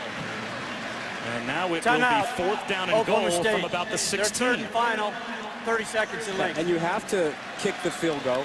You had the opportunity earlier to avoid this by burning some clock, but because you didn't and you didn't force them to use their timeouts, now you have a longer field goal you have to make to put the game away. Well, this is going to be about a 34, maybe a 35-yard attempt, and we have seen Josh Lambert miss from this distance. Yeah. If he misses, Oklahoma State's out of timeouts, but they'll have well over a minute up on the clock, and they would need a touchdown to win the game. Eminently doable. So it comes down to this. Josh Lambert, the redshirt freshman, 2 for 4 today. If he knocks it through, it is all but over. If he misses, then Oklahoma State still has a chance, and this one will be from 34.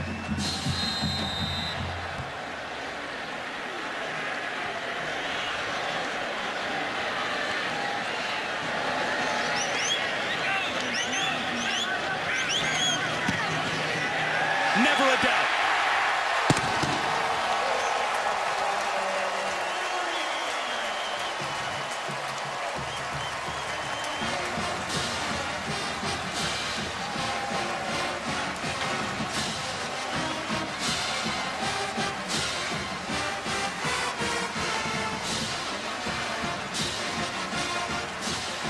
They made it more interesting than it needed to be, but now it's a 2-possession game with 1:28 to go and no timeouts left for the Cowboys. Well, we've had adventures with special teams all afternoon, but not on that one.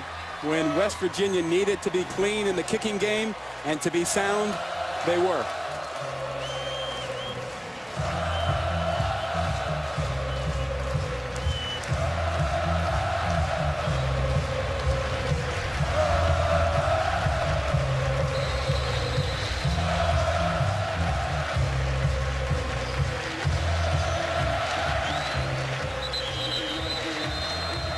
The ball drops off the tee, and Justin Gilbert not back deep to receive the kick, obviously, as he was knocked out of the game earlier. So since it is a 2-possession game, then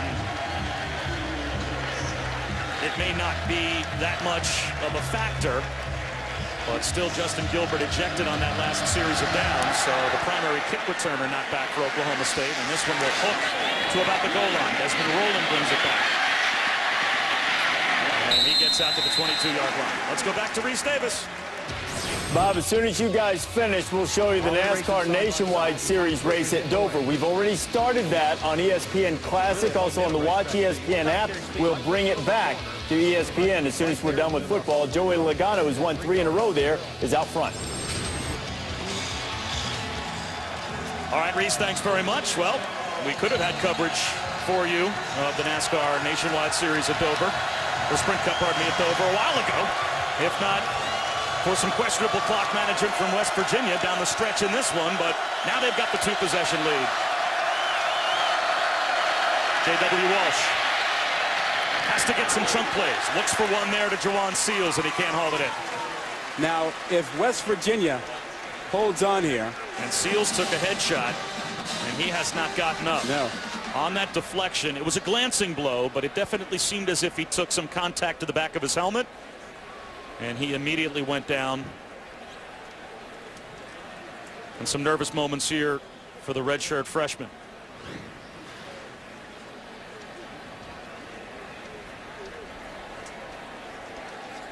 You know, the right shoulder of Darwin Cook. Yeah.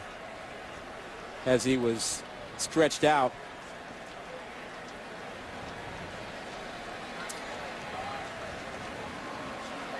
He immediately went down, did not move.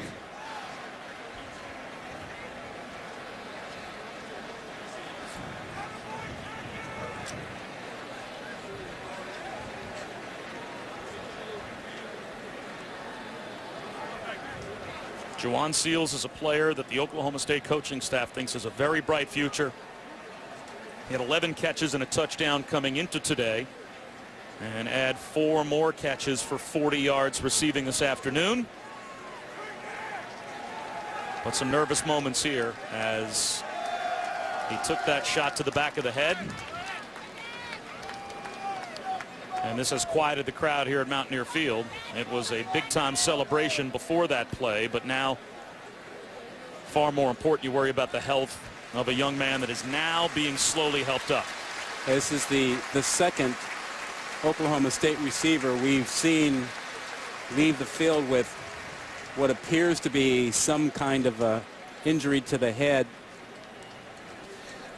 either by a direct hit or by having their head bounce on the turf.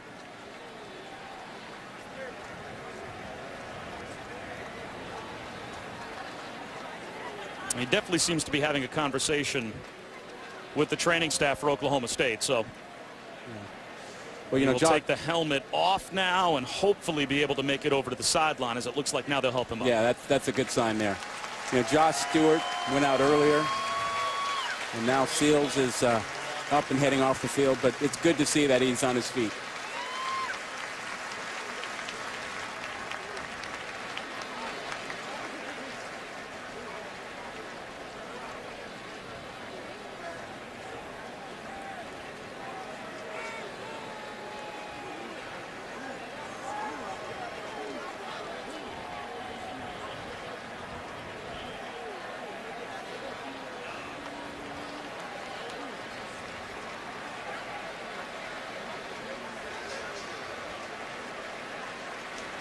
A slow walk for a player knocked woozy on that last play, and let Juwan Seals take all the time he needs to get off the field, because that was a scary moment.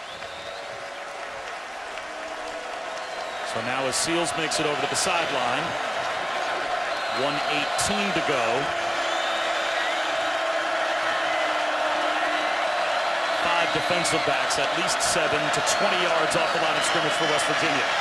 They will exchange yardage for time here. Low throw, unable to scoop it up is Tracy Moore. It will be 3rd down and 10.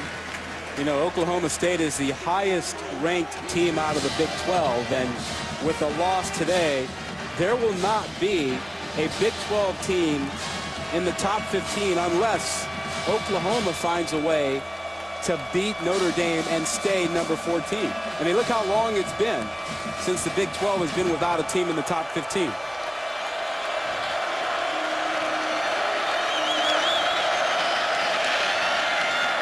Ball batted down at the line. It'll be 4th and 10. You're right, Rod. The Big 12 is not a league where you would think a team could afford to suffer a loss and still have a chance at a national championship at the end of the year. This is a league where you're going to have to run the table. In the SEC, you can lose a game, depending on which game it is, and still come back and be a 1, maybe even a 2-loss team at the end of the year, depending on how things shake out. But you have to think you need to be undefeated in the Big 12, and Oklahoma State, barring a miracle here, will not be.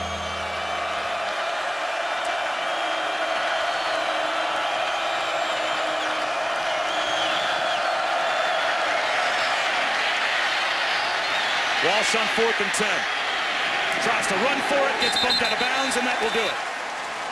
Oklahoma State will turn it over on downs, and the celebration here in Morgantown will officially be on, as now Dana Holgerson's team can take a knee.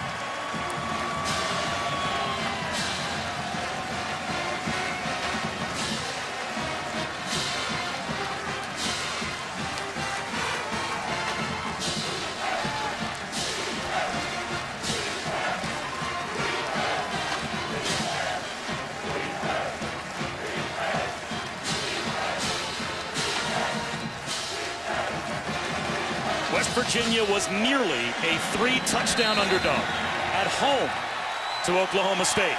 And in his first start, and really what is his adopted hometown, and a courageous one at that, Clint Trickett fights through what looked to be a pretty serious shoulder injury in the second half, with his arm at times hanging limp at his side, leaned into some throws.